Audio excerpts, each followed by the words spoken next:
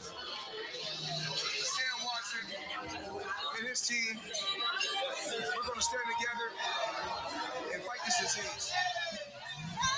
I come this way before, traveled through the open door. Circumstances navigated the path, and life happened all so fast. No, it got lonely. Sometimes you see, I know we couldn't make it. Even when I'm offbeat, I still land on my feet, and nothing can shake me, cause I know life took a hold. I never.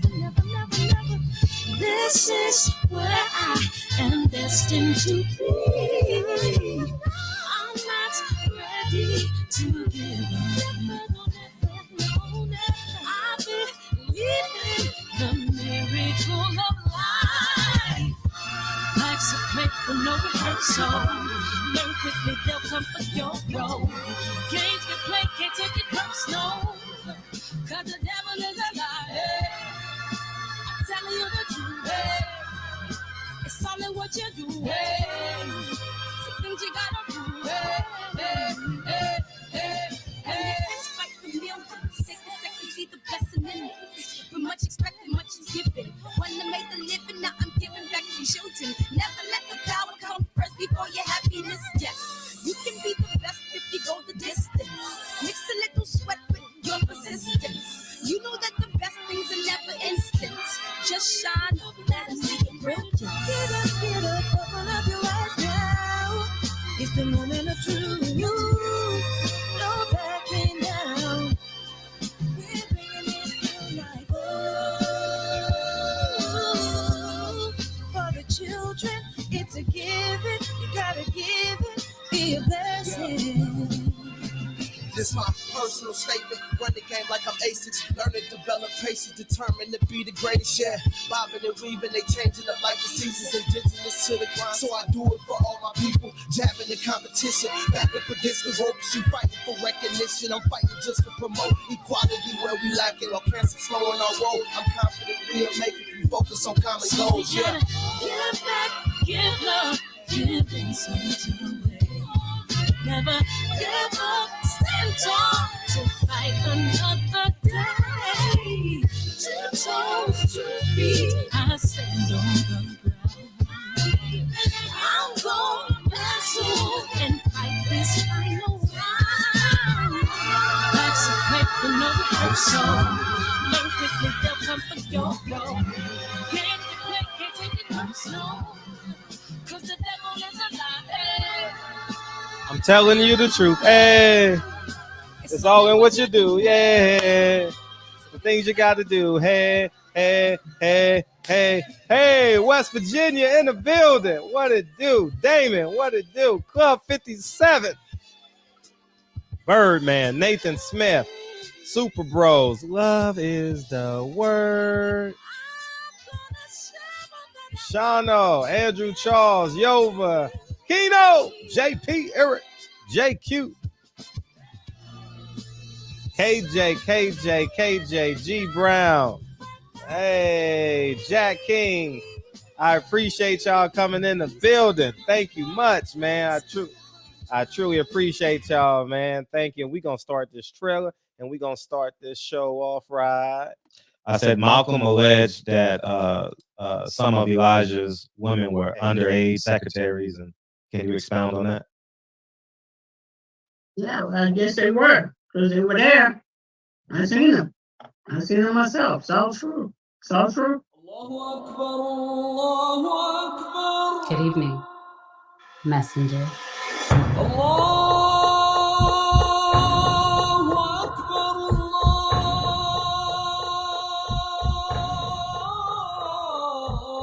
You convinced us that you were the last messenger.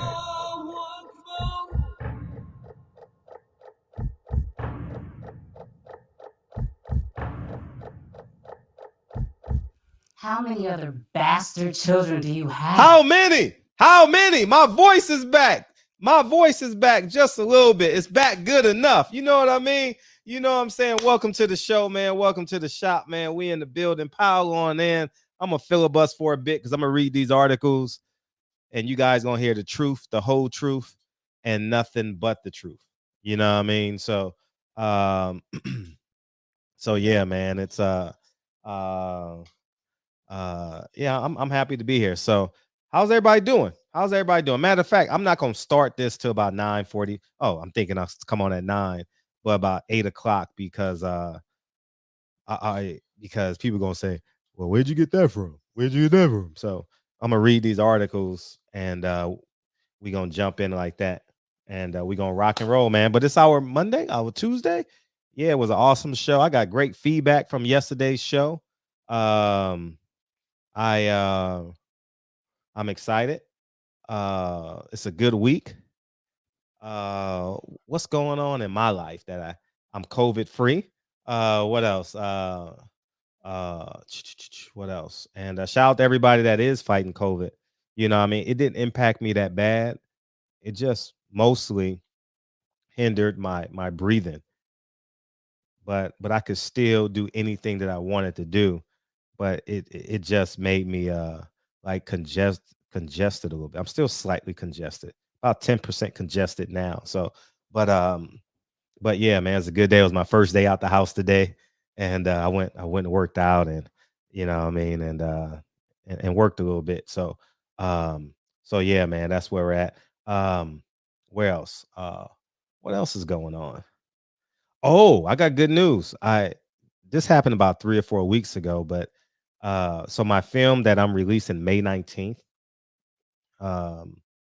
Miss Parker is gonna co-star in it, which is awesome, which is amazing. Her real name is Kathleen Bradley. She was a guest on the show last year during COVID. So she'll be co-starring and in my next film. And my next film is gonna be so fucking good.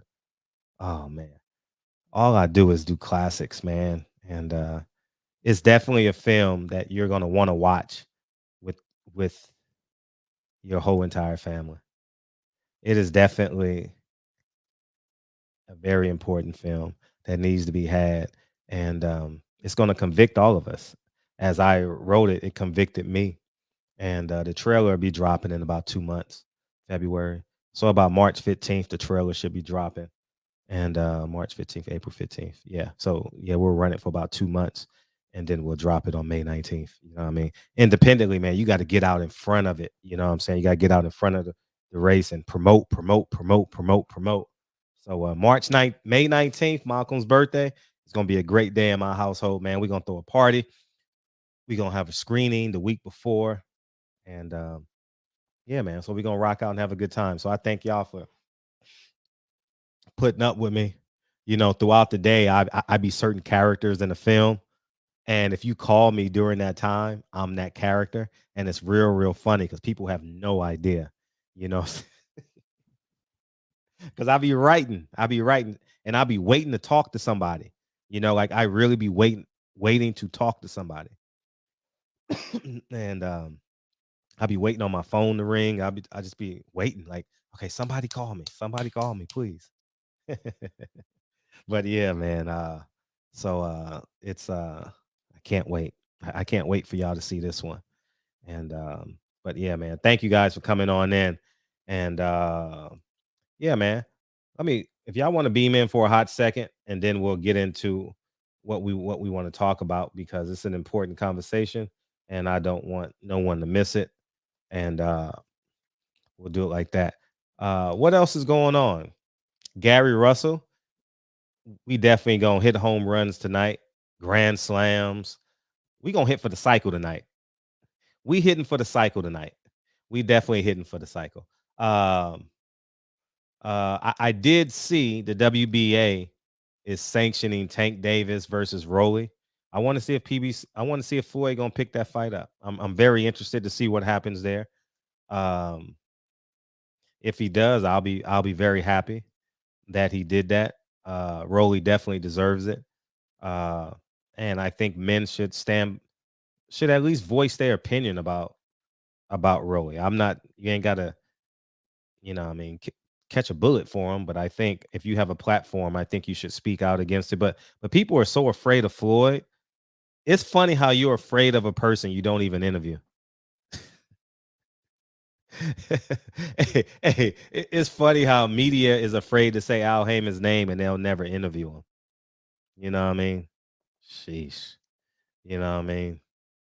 But yeah, we going knee deep in this Bob Arum thing. We gonna call him. We gonna take after brother Leon. We gonna call him the Snake. You know what I mean? Bob Arum is a snake. I think Al Heyman is William O'Neill, and Bob Arum is a snake. Nah, William O'Neill is a little bit too harsh. You know what I mean? For all my historical buffs, not that bad. But let's see who he would be. He's the snake. So Al Heyman would be the rat then. We'll call him the rat.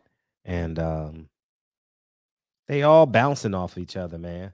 They all bouncing off each other. It's just it's crazy how they do it and don't expect us to see it. But now I will say this about media. Media is so independent now that you can't hide stuff for long because you got people like me who just waiting to fight to start a fire. You know what I'm saying? I'm just sitting waiting. And we're gonna start this thing off right. You know what I'm saying? So um I'm itching to read these articles to y'all, and then we'll jump into my commentary. Yeah, Daniel Jacobs is a chosen one, man. Oh, he's the chosen one. They know he can't win. They know he doesn't want to win. They know he knows he's paid to lose. You know what I'm saying? How do you come up short in every fight, though? Ask yourself that. How does Daniel Jacobs come up short in every fight? He's definitely good enough to beat Triple G, dog. You can't tell me no other way. I don't know how he lost to Triple G. All he had to do was throw combinations and move, and he didn't do it. Like, why was he scared the first 4 rounds? That was on purpose, dog. How was he afraid the first 4 rounds? He has a job to do. I'm beginning to think all this shit is scripted. The only time it's not scripted is when you got an African like Saturday night, man. Shout out to that brother, man. Shout out to him. And he put up a hell of a performance, and he made he made that card. He definitely made that card. Came over here 27 hours. He definitely made that card. And hopefully he was robbed. But he would have got robbed on anybody's card. That's not an Al Heyman thing. That's a boxing thing. That African would have got robbed on a Bob Arum card. He would have got robbed on a Al Heyman card, and he definitely would have got robbed on a Matchroom card. You know what I mean? Yeah, he got dropped switching from orthodox to southpaw. I remember that. And yeah, he made the card, man, because he was out with that left hook, the 3rd round, 4th round. He was out, and then he just said, "You know what? I'm not quitting." He made a commitment to winning. And I respect that. I would love to interview him. You know what I mean? Hopefully he's still here. Maybe a trainer picked him up. You know what I mean? To say train here, or maybe PBC signed him. He's a 140 guy. No, that was the other fight. I don't even know what weight class he's in. But hopefully he gets to stay over here and train, and maybe his family gets to come if that's what they want to do. And live the American dream. Not that one. The first fight on the bill. I couldn't hear it because I had it on mute because I was watching the football game. Hey, shout out to the NFL. Hauling with Harry, dog. What's up? Shout out to the NFL. The NFL. How do you compete with the NFL, dog? You cut your TV on, you got the top 8 teams all a field goal apart. It can't get no better than that, dog. It really, really can't. Like, that was impressive. These games and that Kansas City game. That Kansas City game was unbelievable. Unflipping believable, man. How do you have 4 game-winning drives in 2.5 minutes? How do you have How do you have 4 game-winning drives, dog? Every drive, we won. They celebrating. We won. We won. Hey, when the Bills quarterback went to the thing, he was so happy. 17 seconds left. And he lose in overtime, dog. Wow. God, the NFL is amazing. Not that more so than no defense, but how do you not run man under? How do you not run man under? I'm not sure if you guys familiar with football terminology. I would have ran man under 3. You know, I mean, cover 3, man under, that way, because that they're trying to get a field goal. So you don't want them to get them quick hitters, you know what I mean, and call a timeout. 13 seconds? Guys, that makes it even worse. Sheesh, that makes it even worse. God damn. So I'm going to take my time and read these articles, and we're going to go from there. Sean Gibbons, guys. Sean Gibbons is not Floyd Mayweather, Manny Pacquiao's manager, right? And Leon Muhammad told me the story. For those of you who don't know, Sean Gibbons is Bob Arum's nephew. So that makes Bob Arum his uncle. Yeah, that's why I said, Chris, they should have ran man under 3. You know what I mean? You don't let man under. That's what they should have ran, man under. you know? And but yeah, I'm gonna read this article for y'all so we can get, because I want to give it context. We got a 2-hour show, so we just gonna go to the kitchen. It's gonna take about 10 to 15 minutes to read these articles, and it's important that, because I want to give Sean Gibbons full context so we know what the hell is going on and we have an understanding of what's going on. Okay, so this is Sean Gibbons before ex top ranked figure had checkered past. Oklahoma Department of Labor Commissioner Brenda Renew Wynn didn't mince words Tuesday when asked about fellow longtime Sooner State resident Sean Gibbons. She replied emphatically. Renew Wynn paused when she pressed to elaborate. No, she said, I wouldn't want to. Gibbons, who worked under primarily top-ranked matchmaker Bruce Trampler, became the first figure to emerge from the shadows when promoter and manager Bob Arum's top-ranked empire recently became a target of scrutiny. I'm right here. On January 6th, a 20-month undercover sting dubbed Operation Matchbook resulted in 16 agents from the Federal Bureau of Investigation raiding Top Rank's headquarters on Howard Hughes Parkway. Via sealed search warrant, those agents seized computers, medical records, tapes, contracts, other financial documents. Neither the FBI nor the New York Police Department, which provided an undercover ace dubbed Frankie Mazone to spearhead Matchbook, have revealed their objectives, and indictments reportedly could be made by May. 6 days after the FBI stormed top-ranked offices, Arum fired Gibbons in a move that Arum did not explain. Top-ranked officials have been instructed by legal counsel not to comment. Gibbons, 37, has not responded to the Sun reporter, who has made multiple visits to his Silver Oak neighborhood residence, left messages on his home telephone, and sent him formal request letters, all seeking an interview. I'm right here. Gibbons, who had served as a matchmaker or promoter in more than 150 fights, y'all, in Oklahoma since 1985, had accepted an offer from Top Rank and moved to Las Vegas in 1998.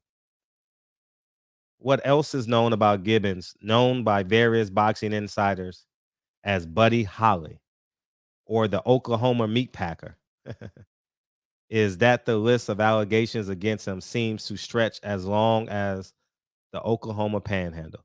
Born in Long Beach, California, according to the 2003 matchmaker application that he filled out for the Nevada Athletic State Commission, Gibbons likely steered towards the sweet science by Uncle Pat O'Grady and O'Grady's son Sean. Pat and Gene O'Grady had moved from Texas to Oklahoma City in 1969. In 1980, Sean O'Grady won the United States Boxing Association's lightweight championship by beating Gonzalo Montillano in Omaha, Nebraska. He retired in 83 with a record of 81-5. Gibbons, who fought as a light heavyweight under the nickname the Matchmaker, although his record is questionable, BoxRec, a noted online resource to which many reputable boxing websites link, has Gibbons at 0-3-2 on the canvas between 87 and 1996. Don't forget his record, 0-3-2. By far the most famous match took place in Davie, Florida, September 8th, 1994, against tough guy actor Mickey Rourke. It ended in a 3-round draw and finished the pugilistic's career at 6-0-2. However, the Daily Oklahoma reported August 24th, 1994, that Gibbons, as a late fill-in, had won 6-round decision against Johnny Wesley Harden in the previous day in Louisville, improving Gibbons' professional record to a dubious 11-3-2. He was just 0-3-2. Now he's 11-3-2. I just came in from a Green Day concert in Dallas and honestly was in no shape. Gibbons told the paper. I figured the guy was going to kill me. Gibbons probably learned an abundance of the business side of boxing from Pat O'Grady, a noted promoter and manager who trained his own son and died at the age of 60 in 1988 from complications from pneumonia. I'm right here. So in the Sooner State boxing circles and ring, called Gibbons by the name of the legendary rocker he resembled. You called him Buddy Holly, said Joe Miller, administrator of the Oklahoma Professional Boxing Commission. If you ever looked at him, that's what he looks like. In January 1997, the Oklahoma Department of Labor discussed preliminary findings of a 6-month, 5-state investigation into the sport in Oklahoma to the FBI, Internal Revenue Services, and Social Security Administration. A month later, a final version of investigator WBA Skip Nicholson's 120-page report alleged that Pat O'Grady used a multi-name scheme in which supposedly lesser skilled fighters fought under various names to enhance Sean's record. You know who Sean is, right? Sean Gibbons. Yeah, the same Mexican with 12 different names, Indianapolis reporter Fred Burns reportedly told Nicholson. That's pretty much where they originated. Old Pat. He'd bring in these illegals, then call immigration on them so he didn't have to pay them. Okay, I'm going to read that again, y'all. Yeah, the same Mexicans with 12 different names, Indianapolis reporter Fred Burns reportedly told Nicholson. That's pretty much where that originated, old Pat. He'd bring in these illegals, then call immigration on them so he didn't have to pay them. Gibbons denied those allegations. Pat O'Grady's reputation in this state is impeccable. He told the Daily Oklahoman, he's a legend. It's very easy to speak ill on the dead, especially when the dead can't speak. To try to drag Sean and Pat's name into this report is ludicrous. Gibbons' name was all over the sport, with Nicholson entitled Allegations of Fraud and Other Corruptions in Professional Boxing. Noted author and boxing columnist Kathleen Dunn dubbed Gibbons the Oklahoma Meat Packer. Meat Packers specialize in providing guaranteed losers in all sizes. Dunn wrote in the publication PDXS in 1997, an article which she referred to Nicholson's report. Oklahoma State boxing regulators reported that an Oklahoma meat packer named Sean Gibbons ran a revolving stable of bad to mediocre boxers who traveled the Midwest pretending to fight each other under phony names, creating fraudulent wins for fictitious fighters with respectable records. Boxers using at least one other alias, sometimes 3, and social security numbers, fraud, forgery, fight fixing, and other allegations, the Nicholson report pins on Gibbons. In one example, Michael Smith, an Oklahoma fighter with an 0-11 record, who was serving a 10-year sentence on a drug-related conviction when the report was released, told Nicholson of more than one Gibbons requested dive. Gibbons associated with Verdell Smith, and at least one of his fights was one of the many relationships that Nicholson scrutinized in his report. Gibbons said he was targeted because he helped expose former administrator Jim Hall. So they present a one-sided bias report, Gibbons told the Daily Oklahoman, in which they use convicted drug addicts and felons to make me look bad. The Nicholson report, I'll tell you where I'm at. I'm right here. The Nicholson report soon wound up in the hands of Senator Brian and John McCain of Arizona, who implored that its details should be of significant concern to federal law enforcement authorities in a 2-page letter to then Attorney General Janet Reno. Brian could not be reached for comment Tuesday, and McCain did not return calls seeking comment about the aftermath of that 97 effort. Brian and McCain tried to do the right thing. Unfortunately, I think they face on the federal level what I met at the state level, Reno Wynn said. There are too many people involved who would basically have to tell on themselves or admit they're doing wrong. They're not going to do that. Meanwhile, the Nevada Athletic State Commission Executive Director Mark Ratner said a list of allegations, no matter how long or deep, has no bearing on a fighter, promoter, matchmaker receiving a license under his watch. Their allegations, Ratner, nothing has ever been proven. There's nothing there. Gibbons has done what he's supposed to, help make matches. If we had to worry about allegations without any proof, I just can't work that way.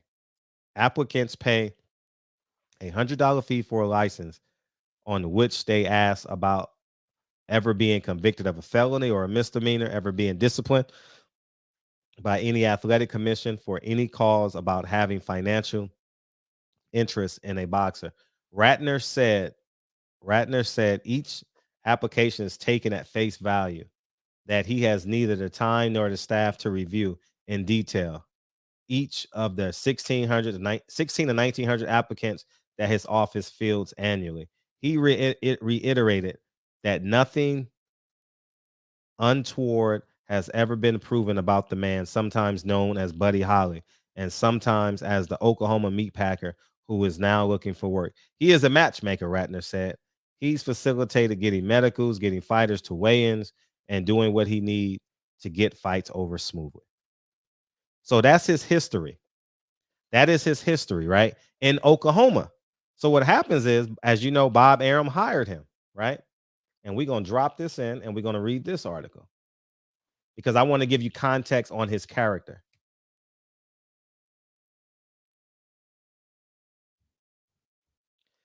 Fred, you making this shit up. You making this up. All right, good. The title of this article, Gibbons is fired by Arum. Sean Gibbons, a top-ranked matchmaker and one of the figures being investigated in an ongoing boxing probe by the FBI and the New York Police Department, has been fired by top-ranked President Bob Arum, according to a source. Gibbons, who worked under Top Rank's primary matchmaker Bruce Trampler, could not be reached for comment. Gibbons asked two heavyweights to deliberately lose fights, according to a 1999 Miami Herald story, a charge Gibbons rebutted. Andre Smiley told the newspaper Gibbons offered him bonuses to fall down in matches. Mike Smith told the Oklahoma Department of Labor that Gibbons often asked him to throw fights. I'm going to say it again.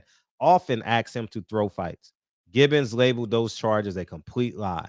FBI agents raided Arum's Las Vegas office last week, seizing computers, medical records, fight tapes, contracts, and other financial documents.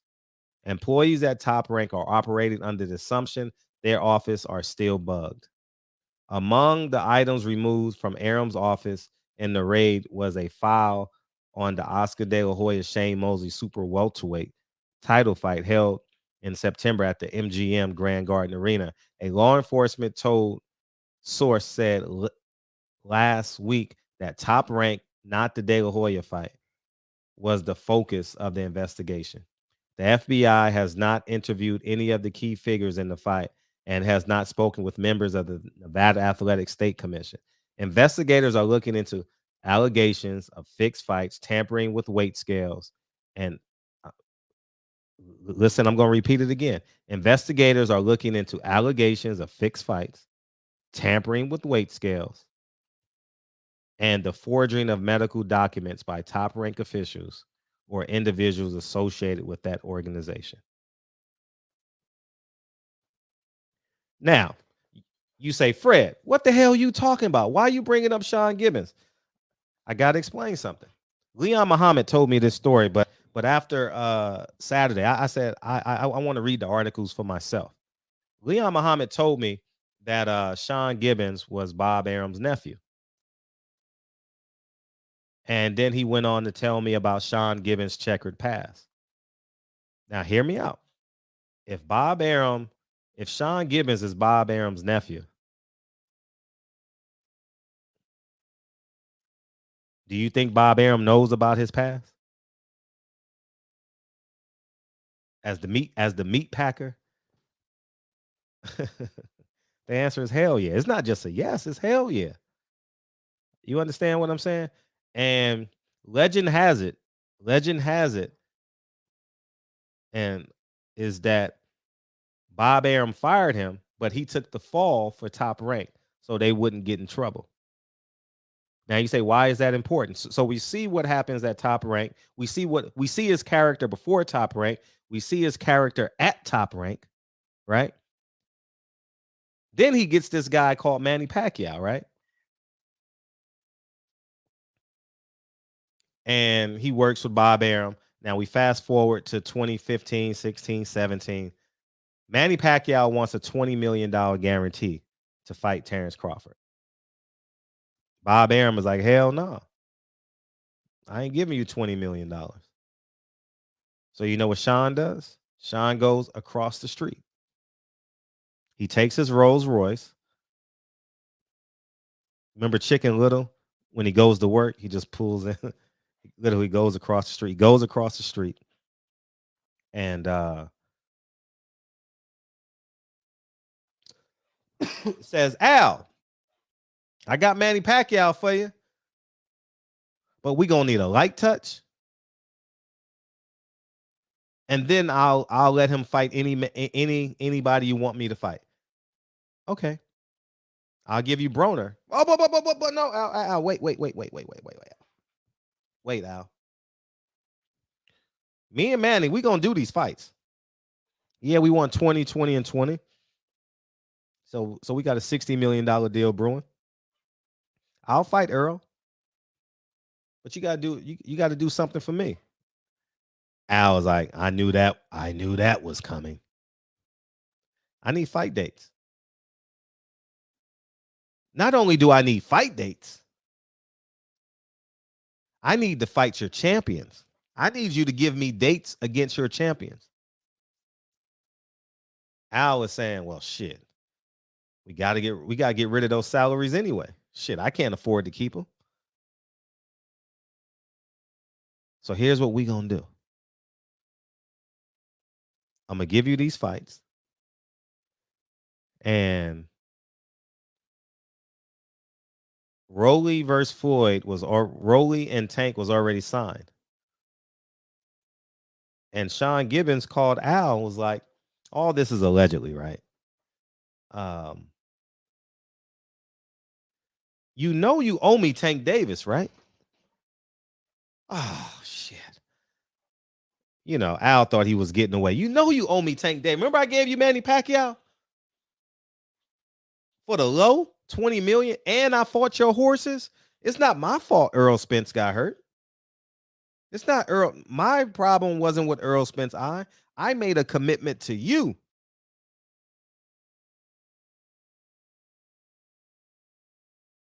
Al Haymon has to do it because the books are crooked. The same thing happened in 2004, 1997 with Sean Gibbons. The same thing. Character don't change, y'all. It don't change. You got to give me Tank Davis. You have to give me Tank Davis. Yeah, I got this guy named Isaac Cruz. You know Isaac Cruz. He done fought on PBC a few times. How are we gonna get Rolly out this fight? Don't worry about it. I got it. Al calls Floyd. We got to get Rolly out this fight. How are we gonna get Rolly out this fight? I got it. They'll take $5,000. They'll take $5,000 and a phone call from somebody famous. Oh, they will? Okay, we just got to get them off this card. Friday, allegations. Allegedly, Rolly is under investigation. In comes Isaac Cruz. Steps in, fights Tank Davis. How did he get the fight? A pay-per-view fight? How did he get a pay-per-view fight?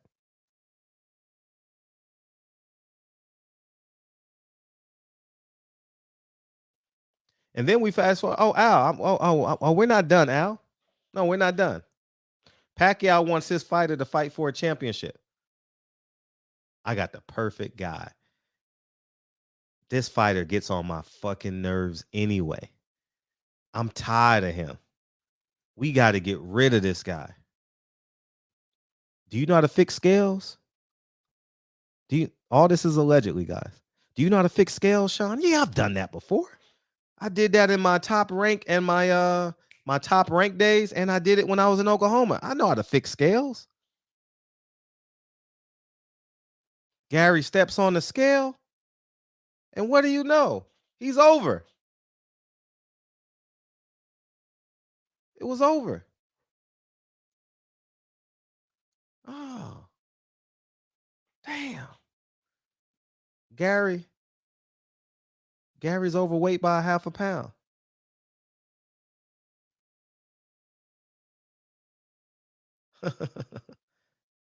It's very rare Gary Russell's going to be overweight for a man that's had a career at 126.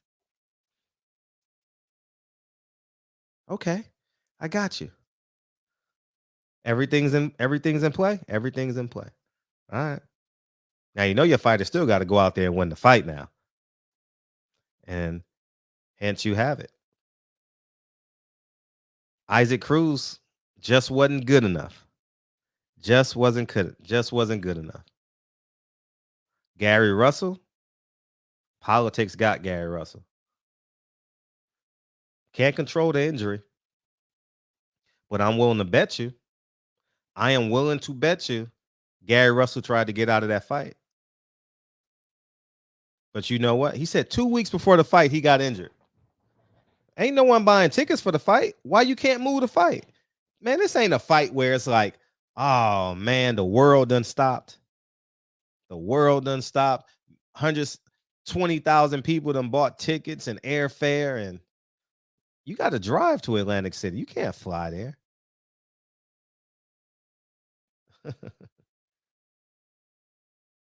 Yep. That's what happened. These backroom deals. How did he become the mandatory? How come Gary Russell's never fought a unification? They've been trying to get rid of Gary Russell. And they finally got him. Like I told you, they don't call you the N-word to your face anymore. It's all about that green. It's all about that money. Do you think Sean Gibbons has changed from 1997 as the meat packer to top rank the Snake and Sean Gibbons? Do you think his character has changed? And then he goes over to PBC. Gary Russell's overweight.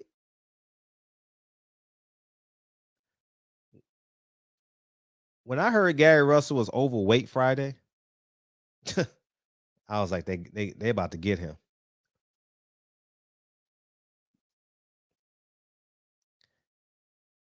You know what I mean? So, I believe the fix was in. I believe the fix was in. And it's the sad truth. It's the sad truth. And the fix ain't in like you guys, it's not like the movies. It's like the fighter got to go over all these hurdles. Hurdle after hurdle after hurdle after hurdle. Who am I fighting? Oh, I don't know who I'm fighting. They changed the date on you. They adjust the scales, you know. I'm pretty sure Gary wanted to get out of this fight, and Al says, "Man, I don't know if I can get you. I don't know if I can get you another date within the next 6 months."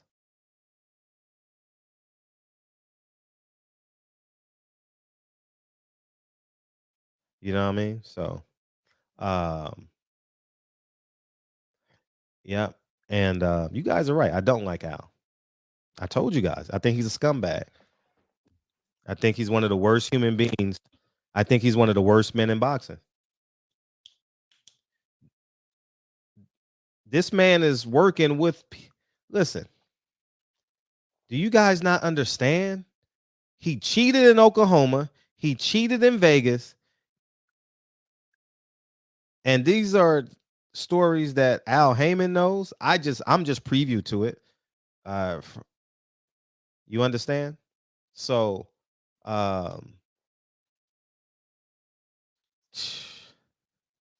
and you guys just sit on your bottoms and be like, well, as long as he's cheating with a black man, I'm cool with it.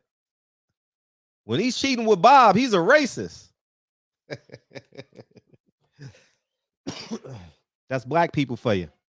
Oh, if he's cheating with a black man, the white man deserve it. The white man deserve it. Y'all niggas so full of shit. It's crazy. But anyways, these are what I genuinely believe. I think, what up, Batman? I think that um Bob Arum, no, excuse me. Oh, obviously Bob Arum knows about his past. That's why I say these guys are all in this together. Leon Muhammad doesn't call Bob Arum the snake just because. You know, he's gonna slither his way into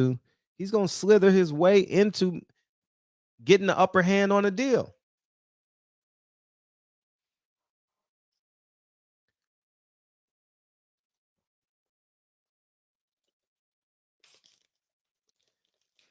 All right.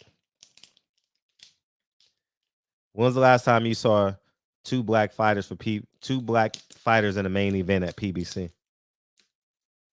You probably never see it again because they can't afford it. You may never see two black fighters fight in a main event on PBC ever again. May never see it again because they need that cheap labor. They can't afford it. You'll never see Tony Harrison versus Jamel Charlo on PBC. You know, and you guys if you guys disagree with me, guess what? I got something called a telephone. You know what I mean? And if you believe in yourself enough, you know you could beam in, right? Or you just comment warriors. Shout out to the comment warriors. Am I the only one unafraid to tell the truth? The whole truth. So help me God. Yeah. Yeah, man. Y'all motherfuckers just sit back and just take it. And now it's coming down on your favorite fighter. So what y'all gonna say if Devin Haney don't get Cambosis? It's racism? Is that what y'all gonna say? Oh, it's racism. Ah, oh.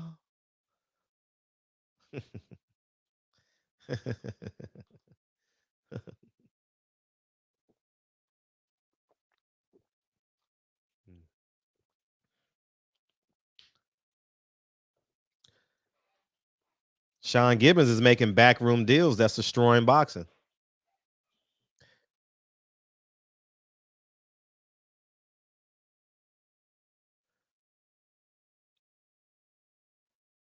Y'all don't think so?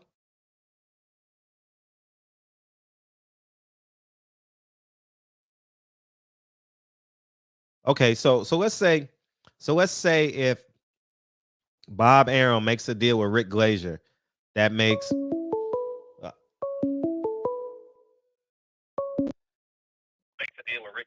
What's up, man? How you feel? How you feel? Hey, what's up, Fred? I'm feeling good, man. How you doing? I just want to reiterate that Al Heyman's a scumbag tonight. That's all. That's for sure. It's interesting to see who hired that Sean dude, though. Who Yeah. hired him? Bob. Yeah, Bob hired him too. That's what I'm saying. Like he got in trouble in 1997 Mhm. in the 80s. Bob knows his checkered past because that's his nephew. Mhm. Ain't that a bitch? But we're not done though. But wait, there's more. Al Heyman was on the top of his mountain. Yeah, we finally got Bob. Yes, the FBI is here.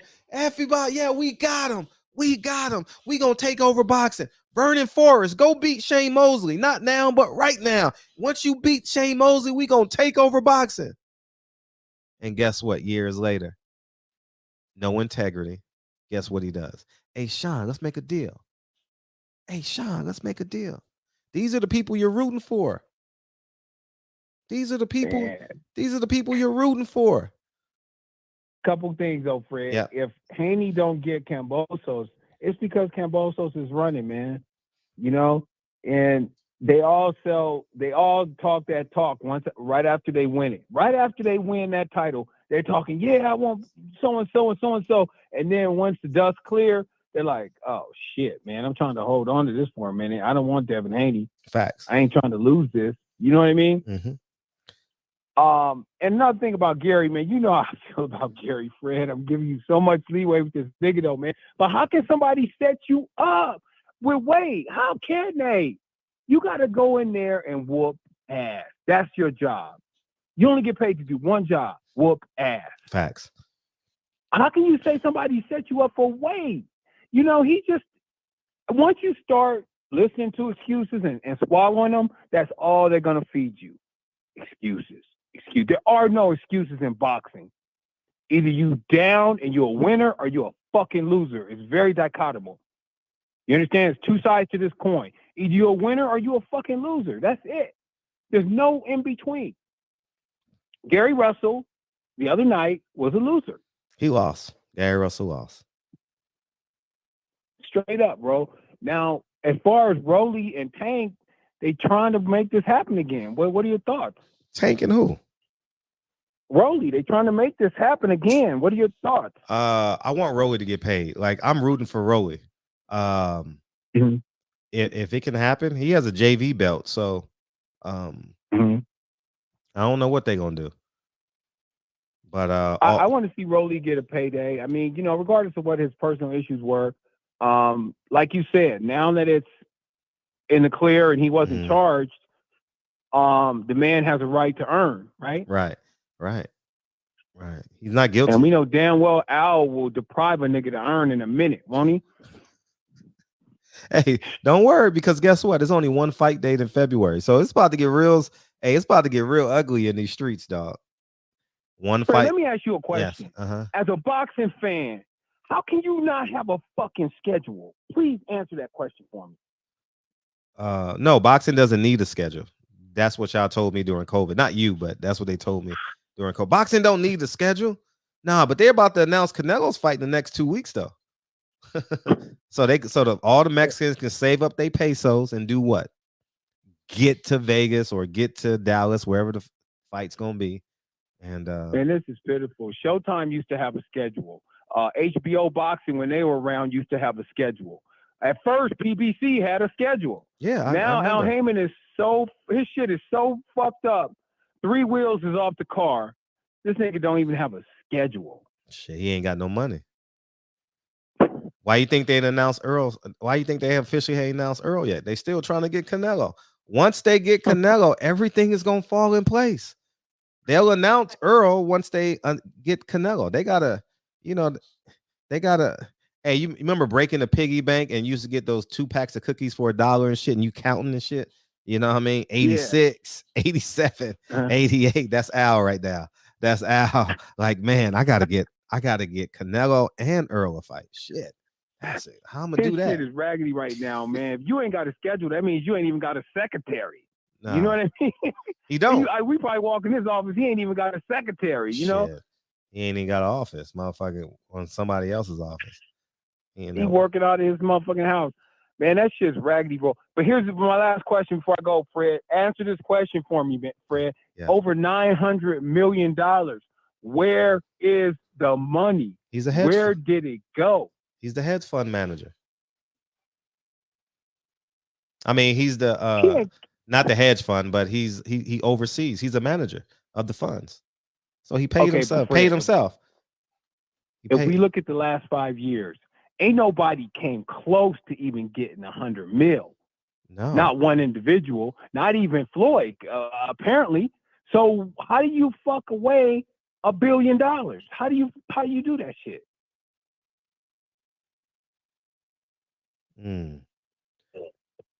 He didn't. When you ain't paying nobody. He didn't. What, name one fighter that got cheddar, that got 50 mil in the last 5 years? Name one in his stable. I can't. Maybe Wilder got it in 3 fights with Fury. I think they pieced Wilder out too, man. I don't think Wilder's gonna come out and say it, but if they shortchange Floyd, you know, and well, Wilder, they were doing the same shit to everybody, correct? Oh yeah, for sure. Man, Floyd out here hustling, dog. Floyd out here doing commercials for anybody. Hey, if you got $50,000, Floyd to do a commercial for you. He gonna be driving Uber soon. All right, Fred, but have a good show, bro. Keep on the next, man. This stuff got to come out, bro. All right, peace. All right, peace. Hey, all right, later, man. Floyd out here doing NFT commercials. Hey, you got to be the dumbest person in the world if you're buying the NFTs and the cryptos that Floyd is selling. You got to be stupid. Floyd ain't never mentioned that his whole life. Now, if he's selling boxing gloves,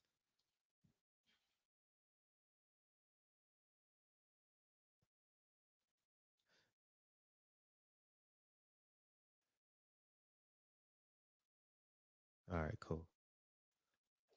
If you got to be the stupidest person. Hey, if you bought the NFTs or crypto that Floyd is selling, I got some oxygen I want to sell you. You'll get quicker, faster, stronger. I guarantee you. Yeah, you'll get quicker, faster, stronger.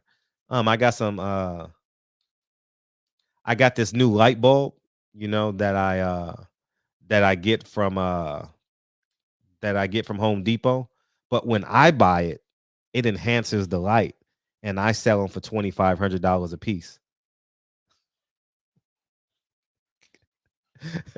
There's a big difference when I buy the light bulb than when you go to Home Depot and buy it yourself. You know what I mean? I got this mask right here. You know what I mean? This mask is it protects you against the 19 better than any mask because it's black and it absorbs anything. All right. Yeah. There you go.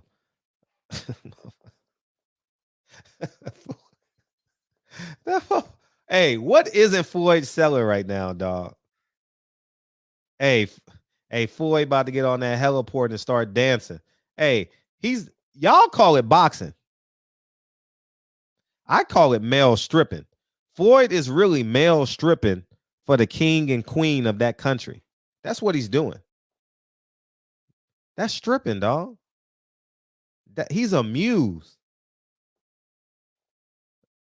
He's not boxing. Do you think I just want to see a naked black man dance for me for 36 minutes? Do you think we can pull that off? Yeah, they have this guy named Floyd Mayweather. He's all about the money. If we give him let's say 13 million, he'll dance. He'll dance. Oh yeah. He'll dance. 3 minutes at a time. Floyd is a stripper, dog. That's what he's doing. He's stripping in basketball shorts. That's what he's doing. That ain't boxing. That's stripping. I'm telling you, dog. He's somebody's person, dog. If somebody, hey, what do y'all call the Instagram models when they go over there?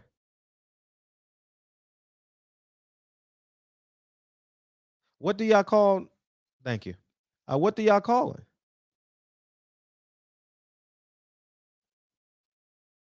Right? Right? Y'all call them thoughts. Y'all call them hoes. What is Floyd doing? They doing what they do best, right? Being a woman, right? Floyd is doing what he know best. Stripping, boxing. Floyd got a strip club. Floyd is going over there to strip with boxing. Floyd is about to go. Floyd is a stripper, dog. Mm-hmm. Floyd getting flew out, man. Floyd.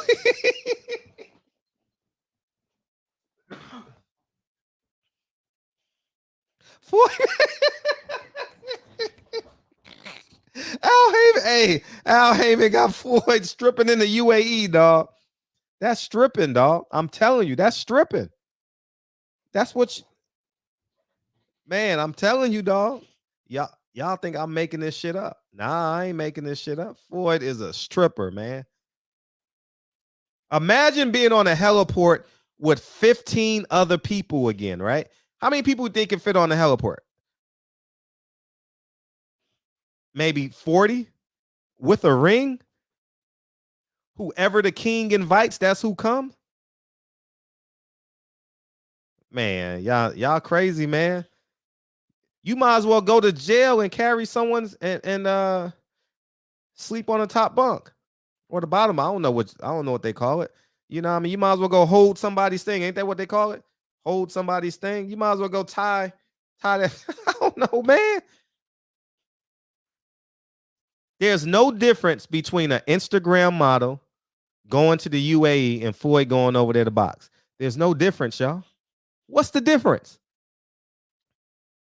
They're both getting life-changing money to do what they do best.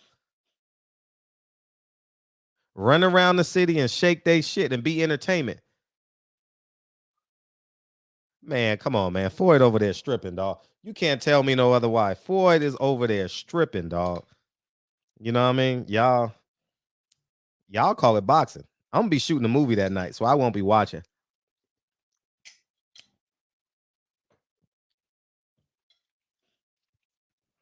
So, you know what I mean? Y'all gonna be watching. Floyd stripping, dog. Floyd is stripping, dog. Hey, hey, you gonna see a guy with that thing? He gonna be perched up over Floyd. Oh my god! Oh my god! 313, what's up, man? What's up, man? Hey, how you doing, Fred? Hey, how you doing, man? I'm doing pretty good. You taking your singles over? You taking your singles over? Hey, what you say, Fred? You taking your singles over to the UAE? No. Oh, you're not? Oh, okay. No. Yeah, congratulations on your new film that's coming up. You said in May. May 19th, Malcolm's birthday. Yeah, congratulations on Thank that, you. man. And I want to talk to you about the boxing business. The boxing business it's a tough business. It is. That's why ain't nothing but been 2 or 3-headed monsters over the last 40 years. And that's why 50 Cent got ran out. The Rock Nation got ran out. It's probably tougher than a movie business or politics. What you think about that, Fred? And it's tough. You have a great show, and I'm gonna be here. Oh, appreciate you, dog. It's definitely tough.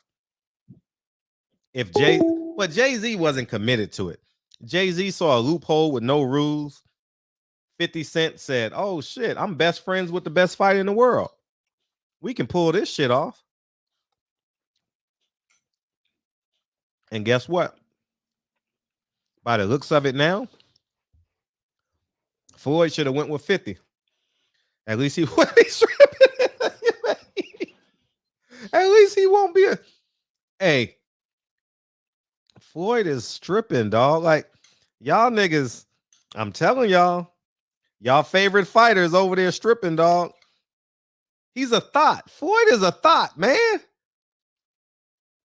That hey, what 2 Chainz say thought? That hoe over there. Floyd is a thought.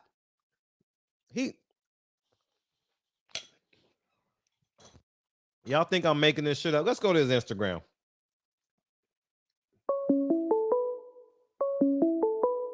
What's up, 202? What's up, Fred? It's Floyd a thought. How you been, dog? How you been? We missed you. How you been? I'm sure everybody can't wait to tell me to get on. Yeah. Oh, Kyle's not here, so you good. So, yeah, I've been good. You know, trying to stay away from this virus and watch some good boxing fights. Enjoyed the card. What was it, last night or this weekend? It was entertaining. Very entertaining. I give Al credit. He did, and I wish Gary Russell was healthy, but and that crowd was very into the fights, which is great. I don't like when the crowd be all on their phones, not like, you know, they're not into the fight. So, yeah, that what's his name, Nyambia? He needs. It's Floyd a stripper. It's Floyd a stripper. Huh? It's Floyd a stripper. Is Floyd Mayweather a stripper? Hell, I mean, how? Is he a thought? Oh, for the money, yeah, absolutely, yeah, for the money. Yeah, he a thought. Floyd is a big thought. For the money, yeah, for the money, for his paper, for his paper, yeah, absolutely, yeah. I mean, we've seen it many times where look, let's be honest, Floyd, when you look at Floyd Mayweather's network, who the people he has around him, he could easily have made his own belt. He could have made his own boxing brand of shoes, his own boxing gloves, and everyone would have bought into it. Mexicans, Armenians, Russians, Ukrainians, Salvadorians, Ecuadorians, Ethiopians, who cares? He's UANs, what do you call them? United Arabs and everybody. He is so influential. I would argue he's more influential than Canelo Alvarez. Who, Floyd? For sure. Right now, yeah, he's way more influential than Canelo. Yeah. And, you know, it just bothers me that for a guy that's that smart in the boxing ring, he's a genius. Outside the ring, it just doesn't. People can say it matches up. Look how much money he made, but that's mostly due to Al Haymon. That's mostly due to Al Haymon. It is. Let's be honest. It's not because Floyd said, "Hey, Al, I think you should do this and that." Come on. You really believe in those conversations they had? That it was Floyd giving Al Haymon the pitch, the suggestions? You believe that? Yeah, he probably worrying about his stripper poles. Hell no, man. It's Floyd a stripper, man. That motherfucker. But yeah, that motherfucker gonna be dancing. But yeah, it's sad to me to see that this guy could have created his own belt. He could have created his own WBC convention, his own version, and had nothing but melanin people in there. But you know, I don't know why. You know, people say he's a coon.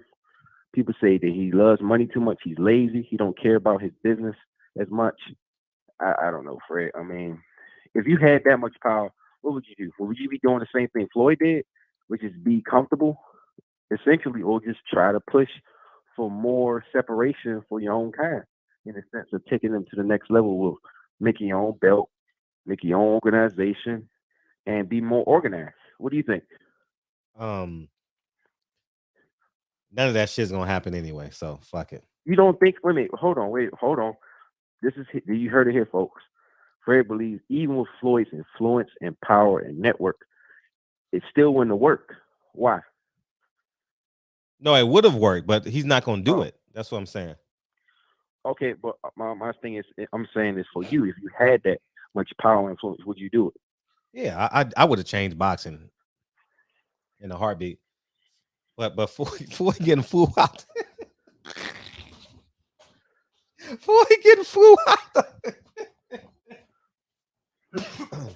suited and booted. They go suited and booted. They gonna buy that motherfucker 14 Birkin bags. That motherfucker. Damn. Y'all going in on Floyd today, man. Damn. I guess he do deserve it, though. I guess he do deserve it. I guess he do deserve it. Hey, check. I got a question for you. Where do you think it all went wrong? Honestly, huh? Where do you think it all went wrong? When he wore those boots. Oh man.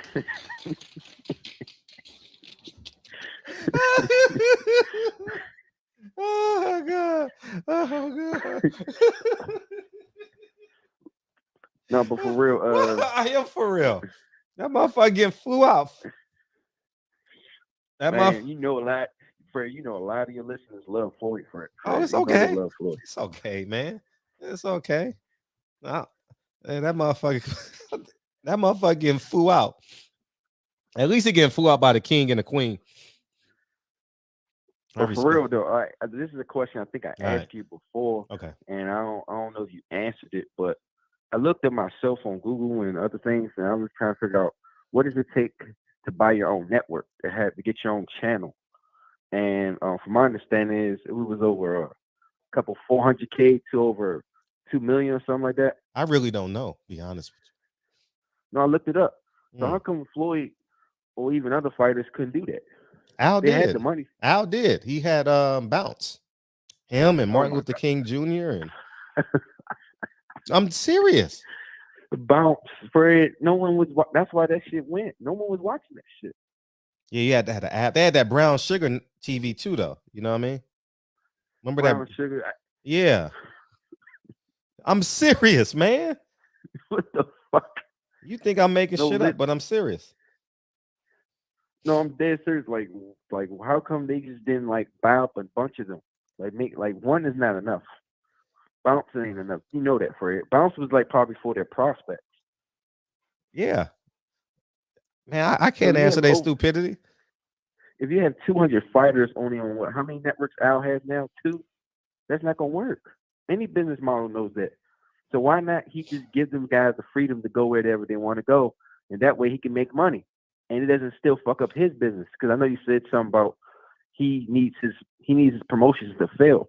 Mm-hmm. So why are you fucking them over? Because he can still fuck up his own business without fucking them over. It's possible. Just let them have the freedom to fight elsewhere. Right. The ratings will drop.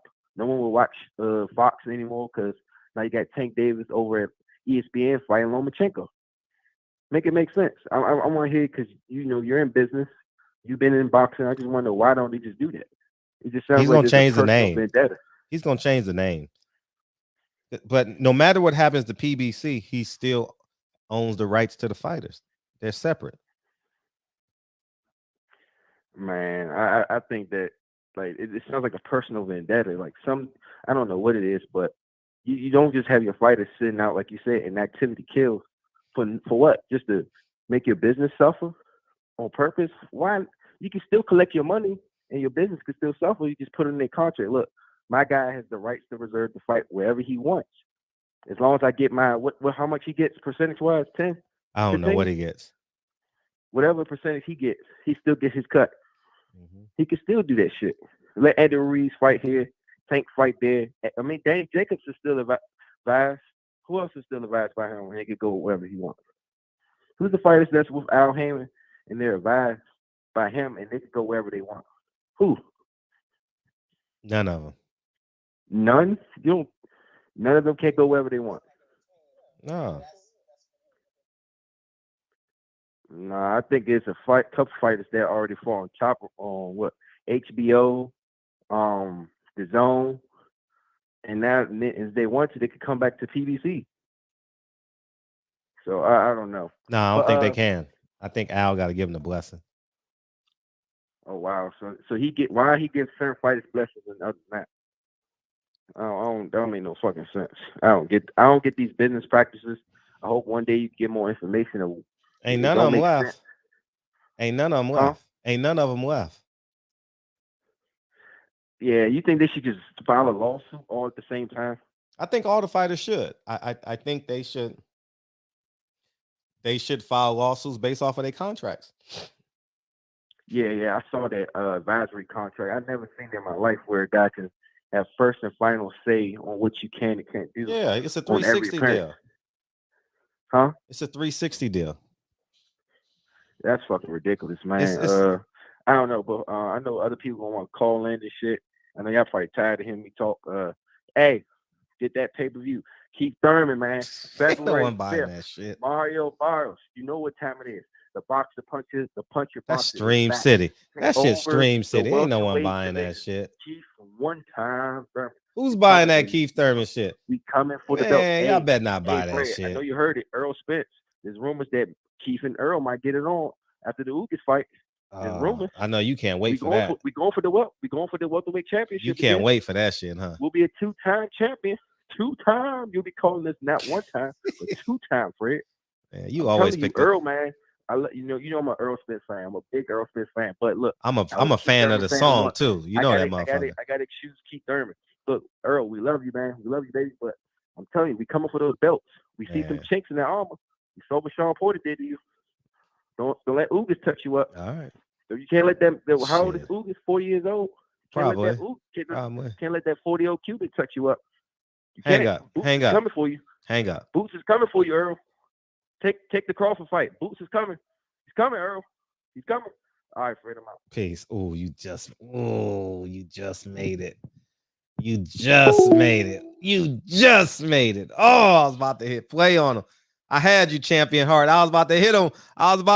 With it. You know what I mean? I was about to hit him. Hit him hard. Man, we got 500 people here. Hit the like button. I got to get my boo butt on. 412, what it do? It's what's going on, Fred? Is Floyd getting flown out? Man, fuck Floyd. I don't fuck with Floyd, man. But how you knocking a man's hustle? You know what I mean? That's his hustle, Fred. But listen, man. I haven't called in a while, but you're still on this Al Heyman. I ain't got to be on the Al Heyman shit. It's obvious now. Look, listen. Linda. It's the whole business of boxing, man. You want to put it on one man? No, I didn't. Got more heat for Al Heyman than Rick Glaser out here talking shit on the brothers in the LDBC. Come on, man. What is going on, Fred? This is ridiculous. You said he's the worst thing ever in boxing? He is. You know how many people sued Bob Arum? I don't care about Bob. Why do you care about Bob so much? I don't. Fuck all of them. Fuck Bob. Oh, now it's fuck all of them. Oscar, fuck all of them. Yeah, I'm not like that. But you, every 2 days, you got to for Al Heyman. I got to. It's for you. It's for you. I do this for you. No, this is bullshit, man.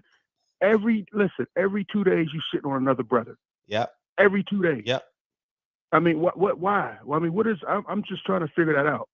And every 2 days, Al Heyman ain't making these fights. Every 2 days, these fighters got to go drive Uber. Every 2 days, they got to go borrow money from their mama. Every 2 days. Who's getting sued right now? Who's getting sued right now? Let's see. Bob Arum. Bob Arum got a lawsuit. Some bullshit. He been robbing brothers how long? But you don't have no heat for him. I don't need Only heat for brothers, him. right? I don't need heat for him because Bob Arum's been in business for 60 years. Why sign with him? Listen, Al Heyman has been around. Before he went to some boxing, he was doing shit for music. That's what got him everything. So what are you talking about? He's been in business for years. You're not making sense.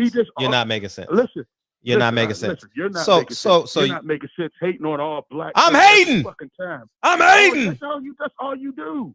Okay, so Jamal Charlo for Wesley Muhammad. You had all that heat for a brother, but somebody like Rick Glaser out here talking bullshit. You let him disrespect black men left and right. Do I?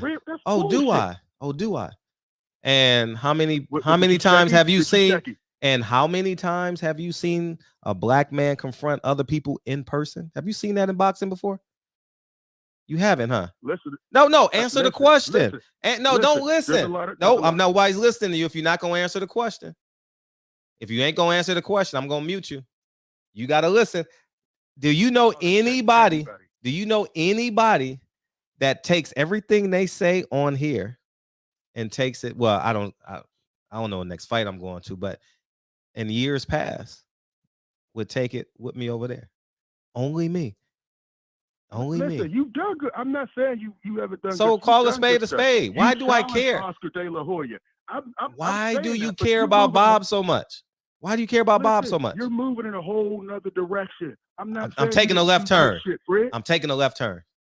You're taking a wrong turn. Okay, I'm going to U-turn. I'm going. No, You wrong would turn is challenge better. Everybody. Wrong turn is better.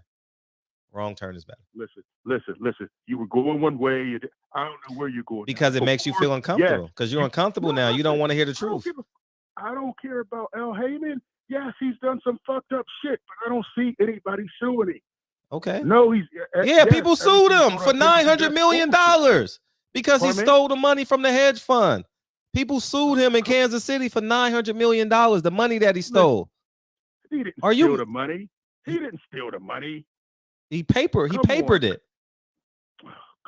Listen, come on. all these cats. Why do you care about white people so much? I care about everybody. Why?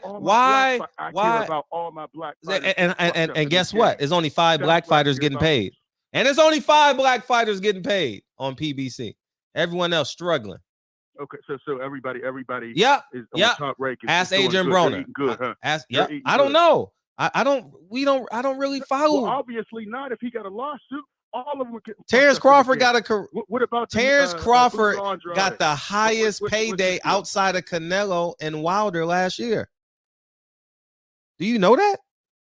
He's the third. He got the third highest purse. And he's been underpaid. Under promoted. Can we agree on so that? That means Keith Thurman's underpaid. That means Keith Thurman's because Keith Thurman's only gonna get $1 million, $2 million.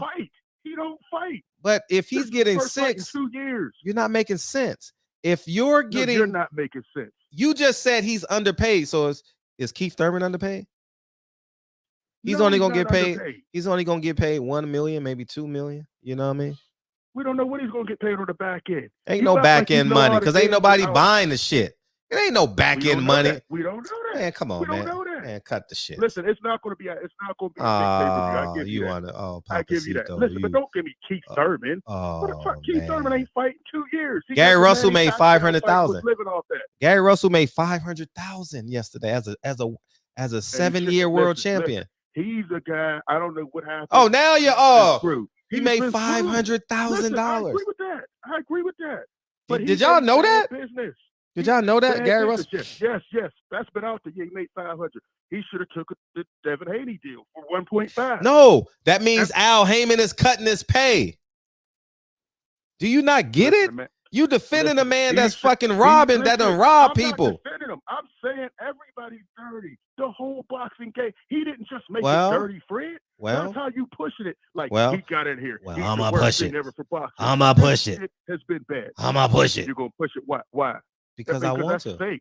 If at the whole sport, you're still mad that Kelly Swanson took your guy. I'm mad. Fred. I'm angry. Mad. So I'm now pissed. Every 2 days, I'm pissed. About Let's see how much he got paid. That's garbage.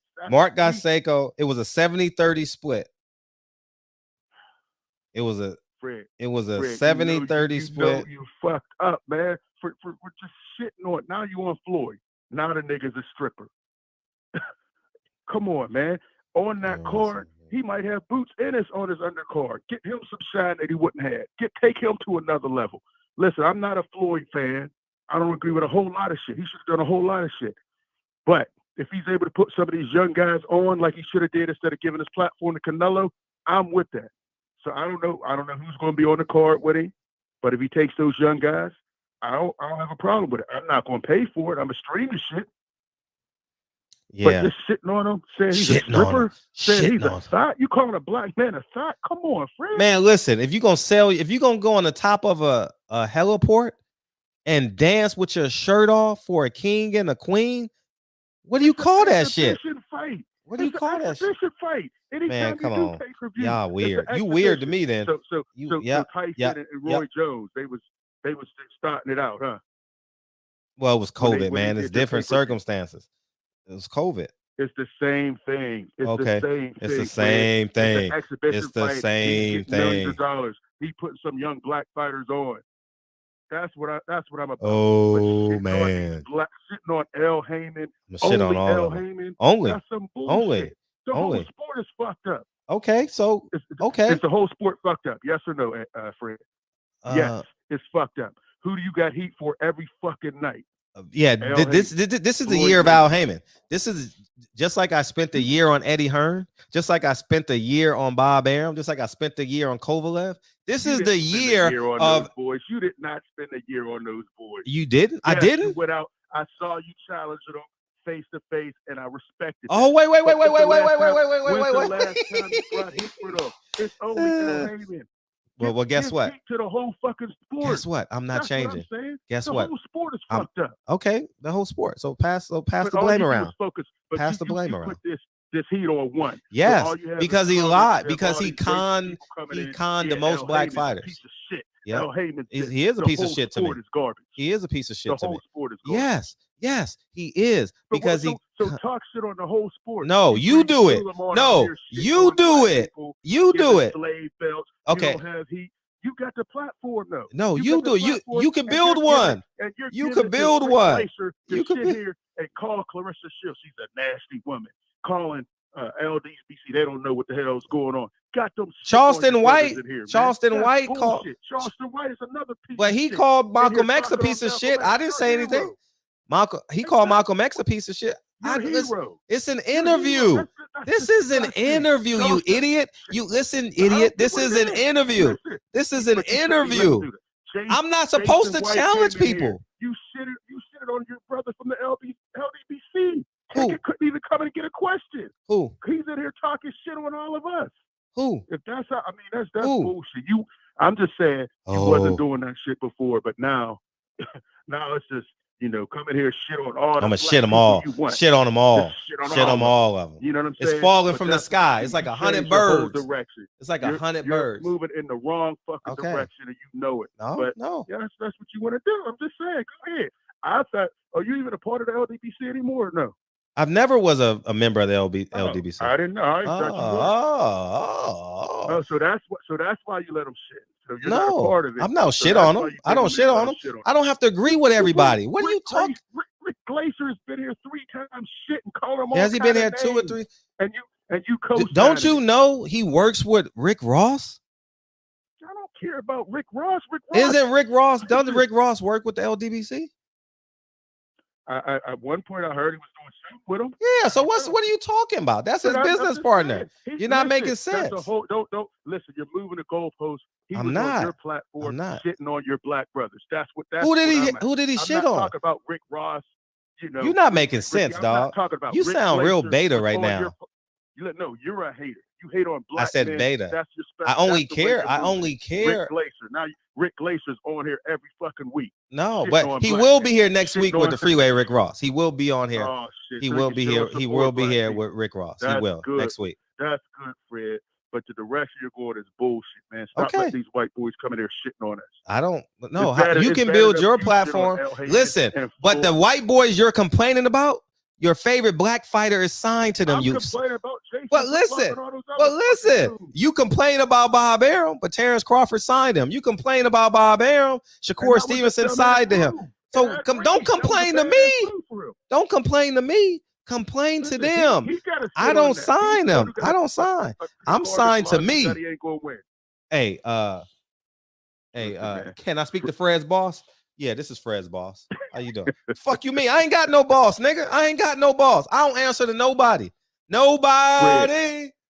No. I know you know. I'm just saying, nobody. When you started out, you was in a whole different direction. You was taking it to the Oscar De La Hoyas, to the Eddie Hearns, to anybody.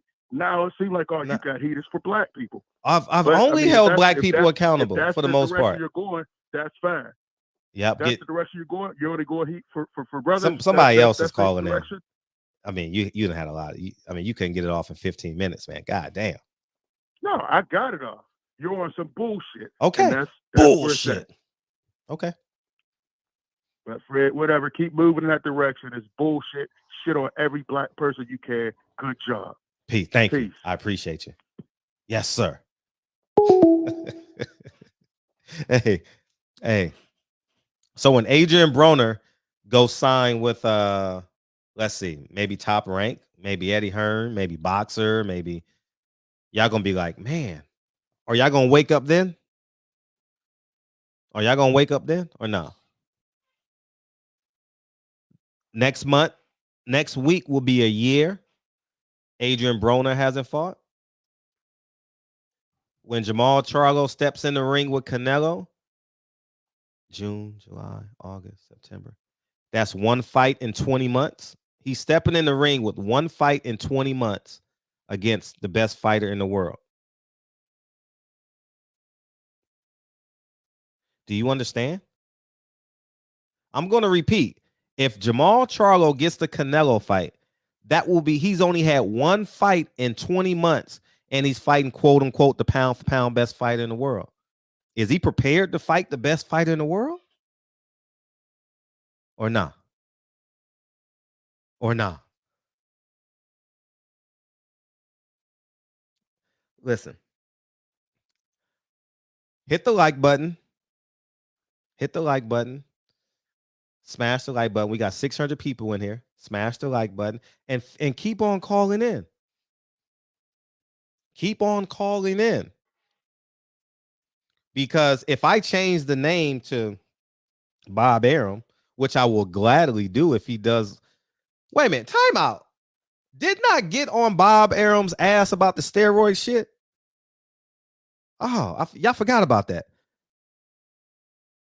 Oh, y'all forgot about that.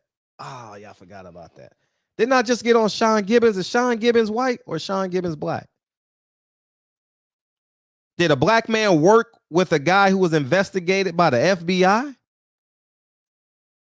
So y'all want me to yell at Bob Arum? Okay, I'll yell, Bob Arum, why you signing Sean Gibbons? Al Haymon had a 15-year gap. All the information is online and all he was there. And he still does business with him. Oh, he's a changed man. That's what it is. He's changed. Sean Gibbons is an honest man now. He's honest. It's all on one thing. I see everybody's chat. It's all connected.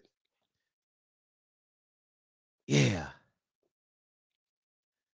The day black people stop worrying about other people, the day you unfollow DL Hughley is the day you wake up.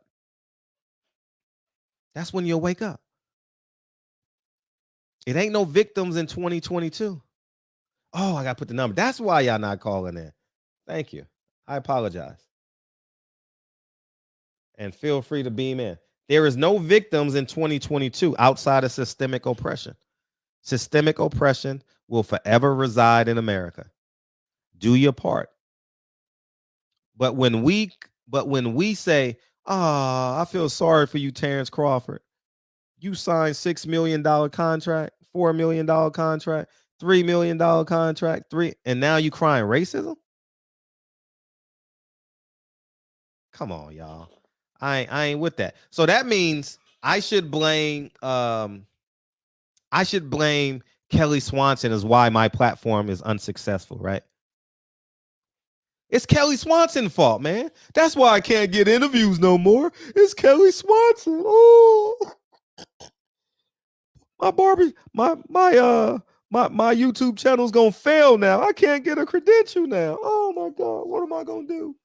Oh, hey, Blue Blood, you think you could share your interviews with me, Blue Blood? Shout out to Blue Blood, man. 504. What it do? What up, Big Fred? How you doing, man? It's Taiwan, baby. Hey, how's your son doing? He doing good, baby. Is he staying at Kansas or he's transferring? Man, everybody ain't see that, man. He gonna stay there. Okay. Mm-hmm.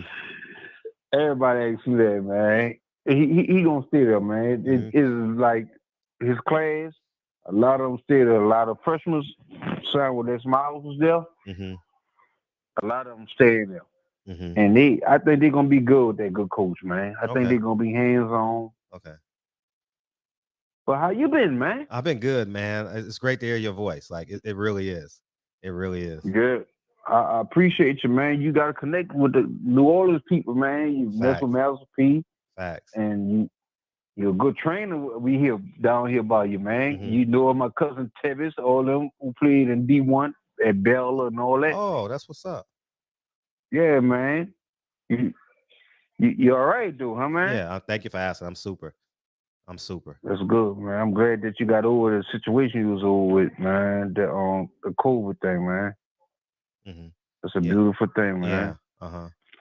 But I'll let you get back to him and get back in the chat, man. No, but that's God bless you and your family. Thank you. And the kids, man. Stay strong, bro. Keep your head up. Appreciate you. Thank you. No matter what happens, keep your head up, man. Stay focused on life. Thank you, dog. I will. Man, love you, man. Love you too. Taiwan Berryhill. Appreciate you, man. All right, baby. All right. Mr. Norris, appreciate you, dog, for beaming in. I'm gonna say this before Mr. Norris beams in. Y'all should have rolled with me on the I'm gonna tell you what happened in 2018. I said, you know what? I'm gonna get Mr. Norris in a second. I'm going to Only Dad's Podcast. Give me a second. I'm gonna ride out. We're gonna ride out on these emails because now we have hard evidence that Golden Boy has racist employees. I do the legwork. That video got 2,000 views on it. Nobody cares. Nobody cares about racism, y'all. Nobody cares. Because if you cared, that video would have 100,000 views. What's up, Mr. North? So real quick, yeah. As you can see, I'm at the poker room, and I thought it was befitting that I would chime in real quick. And I actually left, what's up, homie? And I left the poker table because as poker players, what our number one goal is, we don't really have, like, we don't know what you have in your hand. But what we do is we make inferences based on a sequence of events. And when we notice a pattern, okay, then we bet based on that pattern. Sometimes we're wrong, but if you're a profitable poker player and you're good, you're going to be more right than you are wrong. Fred has been wrong at times, and he has done things that, to be honest with you, I think the goal is to be provocative because that's how you get ratings. That's how you drive ratings. That's how you need to be provocative. And to be honest with you, we shouldn't agree with everything. If we agree with everything you're saying, you're doing something wrong. But you have been more right than you have been wrong, which brings me to my next point. There is a fly in the soup. I was the number one fan of PBC. Floyd is our guy. That's our guy. That's our guy. Okay, everybody, 99% of that's our guy. He was your guy too, Fred. At one point. Okay, that's our guy. Al Haymon was our guy. With PBC, oh shit, great. It's about time. Fuck Bob Arum. Fuck all these white boys. It's about time we got some black control in a black dominated sport. And that's what we riding with. We like, oh, great, man. These guys getting paid. He putting black fighters. We love it. We love it. It's on free TV. What the fuck happened? What the fuck happened? Can anybody tell me what happened? Why is it all of a sudden we're not seeing the frequency of fights is going down, but the zone is going up? Bob Arum is going up. I don't need to be, I'm not in the loop. I'm here in South Florida, so there are a lot of fighters that come here and train here, you know, but I'm not in the loop. You can't, let's just be honest, guys. Do you think Fred will hop on here and say some shit like that if there was no truth to it? This is where I'm playing poker with the shit. Whether I agree with you or not, I'm going to go ahead and give the benefit of the doubt that you're not going to hop on here and make accusations and start saying shit and there's no truth to it. Adrian Broner, we saw the YouTube video, the shit, the little social media shit where he's saying, where's my money? Give me my money. Y'all paying me, giving me allowance and shit. Where's my money? Is Adrian Broner lying? All of a sudden, Floyd Mayweather, who for years always bragged, no endorsements.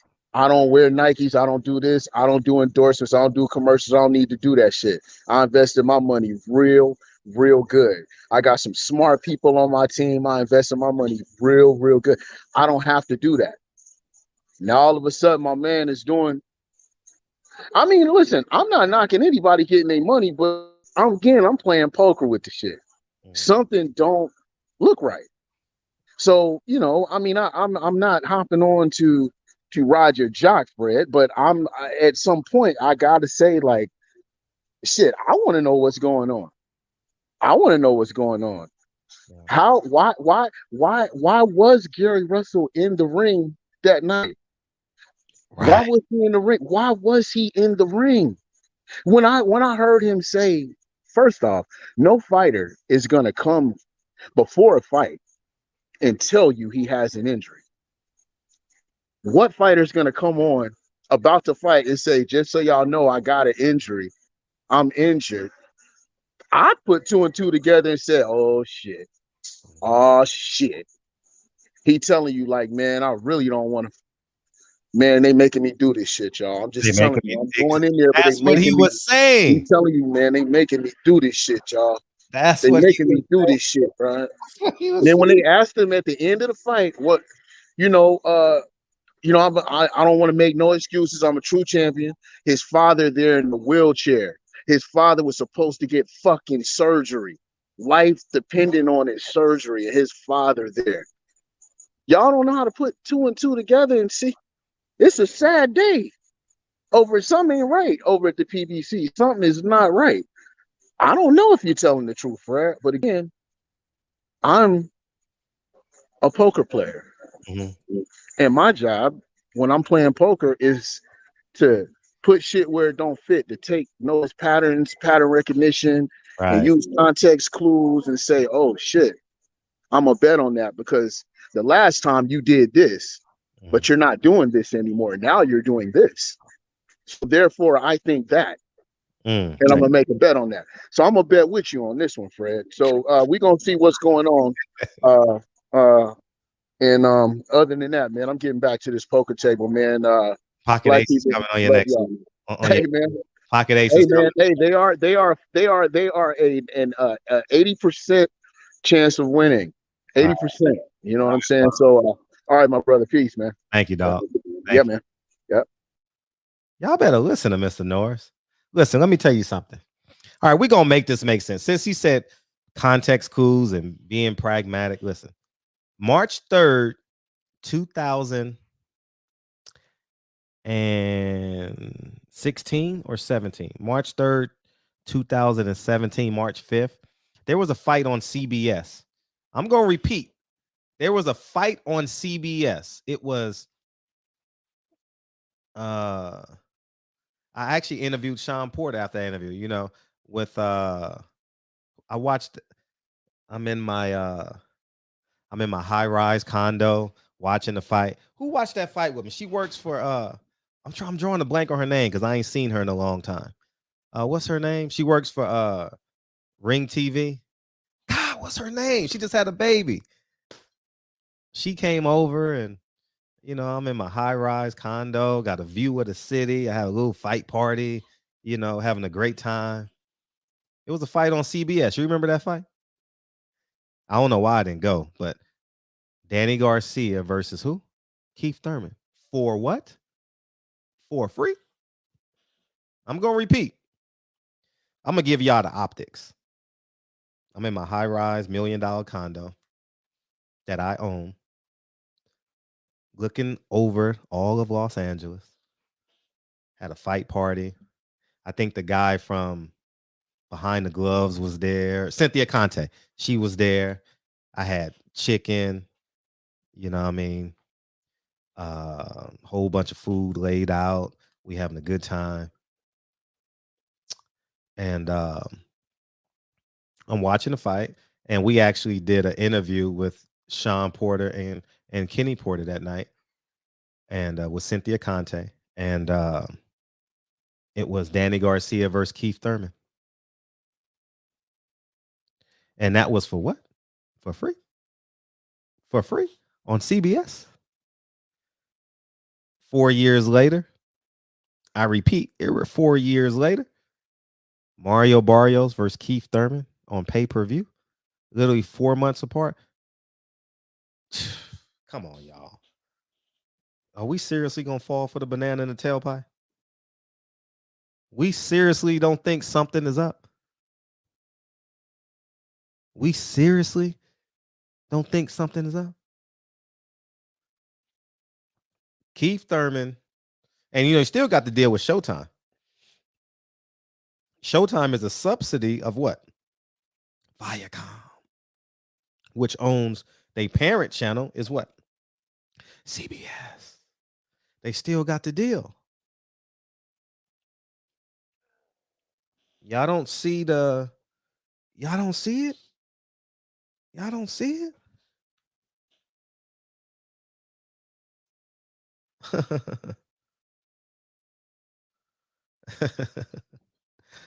I'm stunting on my haters, man. That's all I'm doing. I'm just stunting on my haters,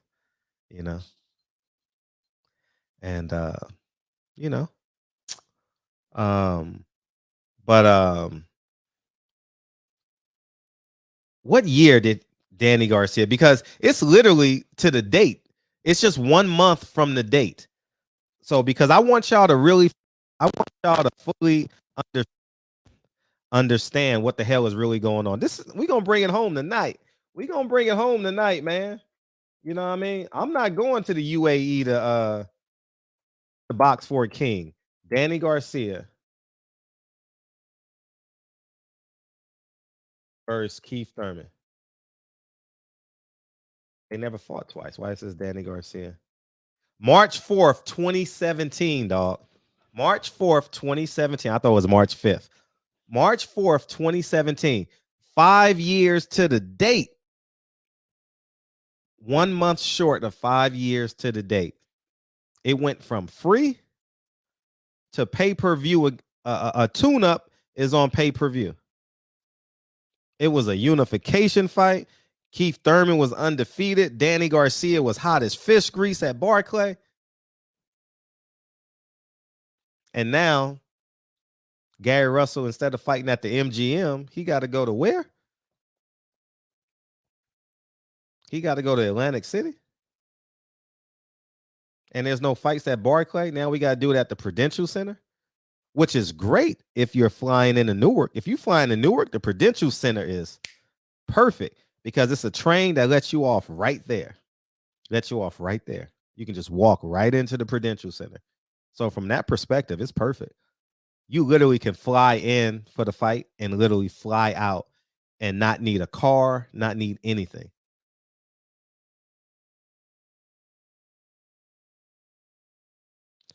In 5 years, look what has transpired. You know what I mean? 5 years, yo. 5 years.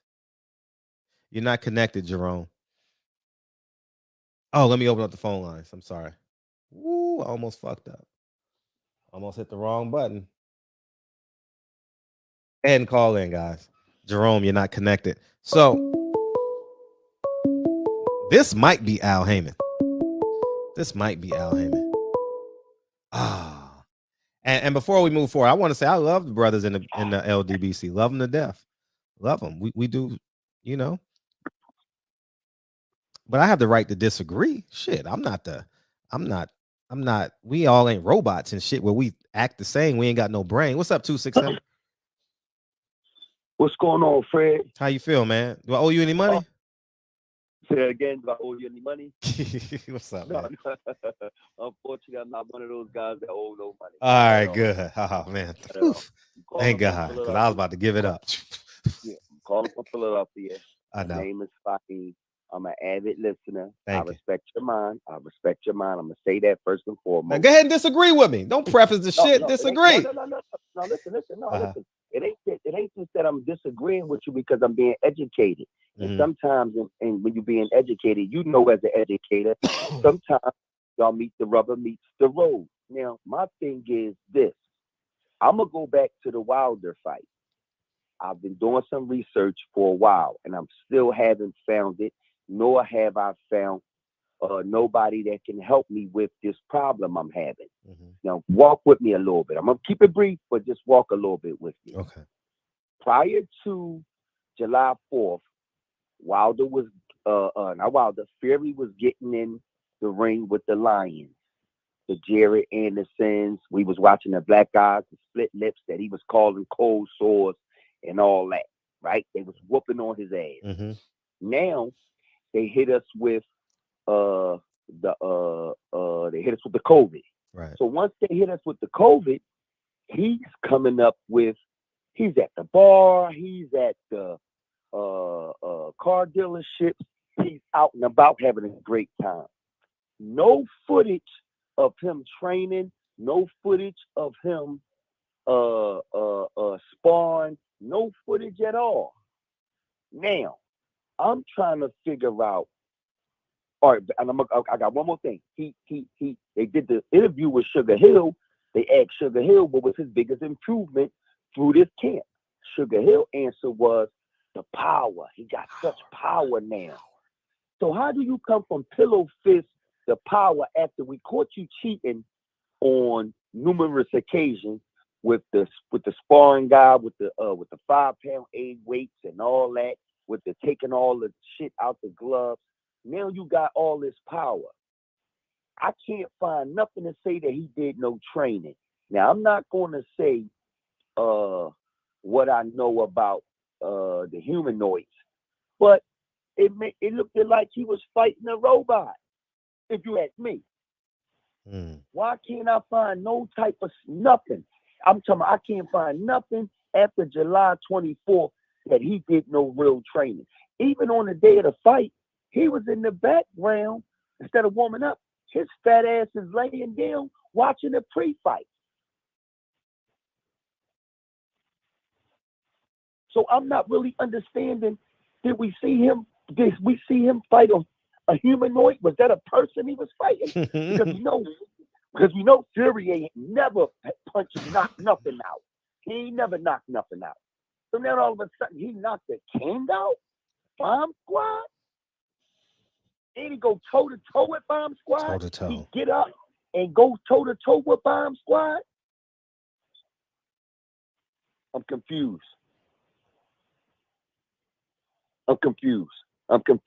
See, and I know they play the money play. They know that they look at us as feeble-minded, that we not supposed to even look even further into it. We supposed to buy whatever they saying, and that's just supposed to be that. Because that's why all of us is dumbfounded. When we watched that fight, I watched everybody. Campside, you, everybody, Blue, everybody was in shock. Like, where this guy come from? Where did this guy come from? I'm talking about total shock. And they don't show us no footage of him hitting no bags. I'm talking about actually stepping his game up. Now we watched the King step his game up, going to the body. We watched Scott work with him. They put that footage out. We watched him. And then he went from getting his ass whooped the first part of sparring. Then after the 24th, I can't find nothing. If you could point me in a direction, because mind you, I do research. So I'm confused. Now, if you ask me, I think he fought a humanoid. And I'm sure you're familiar with humanoid shit. I'm not. Anything's possible, man. Sean Gibbons still has a job. Anything is possible. That's what Kevin Garnett said. Yeah. That's what Kevin Garnett said when he won that championship. And like I said, I had a conversation with Champ Aside yesterday, and I said the wrong shit. So he ain't shut me down, but he told me like, ho, the algorithm. But I know this late night, and I'm gonna get a more clear conversation with you. Can you point me anywhere to say that the sparring partners he had after the 24th? After the 24th, because after the 24th, he went on his rock and roll tour.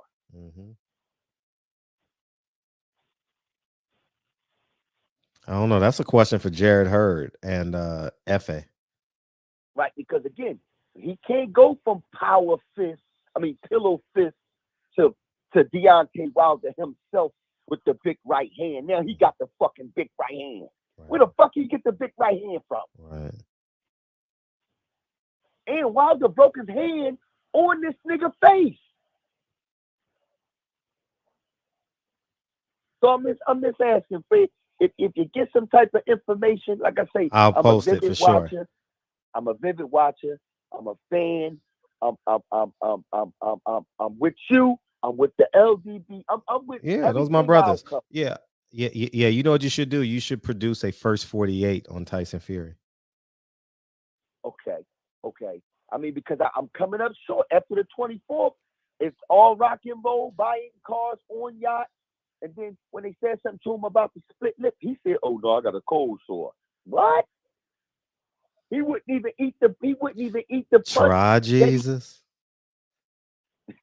Say that again. Try Jesus.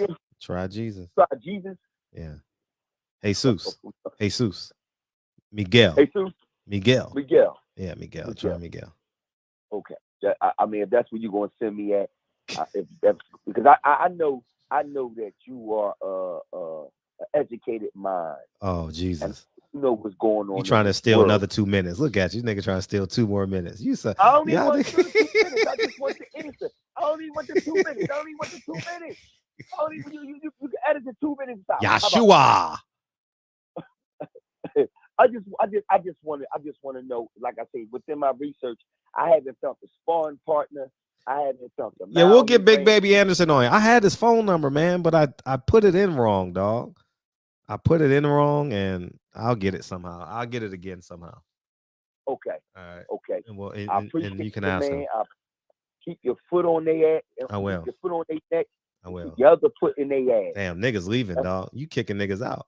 Niggas leaving. No, you would have lost 100 people fucking with you. See, that's crazy. Niggas leaving. I'm looking at the numbers. We had 600 people in here. Now it's like 510. No, come on. I ain't lying. They like, man, you gotta get that humanoid off the phone. I can't. No, gotta get you off the phone. Hang up. Clarice. Hang up. Clarice. Hang up. Clarice. Hang up. Say less. Peace. Say less. Peace. From Philadelphia, with Boots and the boys, where the boys reside, I'ma hang up. All right, peace. All right, what's up? Fred, man, I was trying to play the song an hour ago, man. Shit. That's okay. What's up? What's up, Cole? What's up? Fred, you gonna stop calling me Dion Cole. It's a big ass G. Dion Gale. Sorry. I've been trying to talk to y'all for about a whole 3 weeks since y'all done switched the time. You know what I'm saying? I'm like, this nigga keep on calling me Dion Cole. I'm like, who the fuck is that? Oh. And I'm answering to the shit. But it's a good topic today, man. Let's say Gale for real. It's a good topic today, bro, because at the end of the day, hold on, let me pay for my shit. At the end of the day, this all I got right here. At the end of the day, people just don't want to understand that, you know what I'm saying? We make excuses up, you know what I'm saying? Because don't nobody want to get it from the mud, you know what I'm saying? So we make excuses and use racism as an excuse. No, it's not no excuse. A spade is a spade. Plain and simple. There's no way around it. Gary Russell should have never fought, but he already know he needed that check. He needed that check.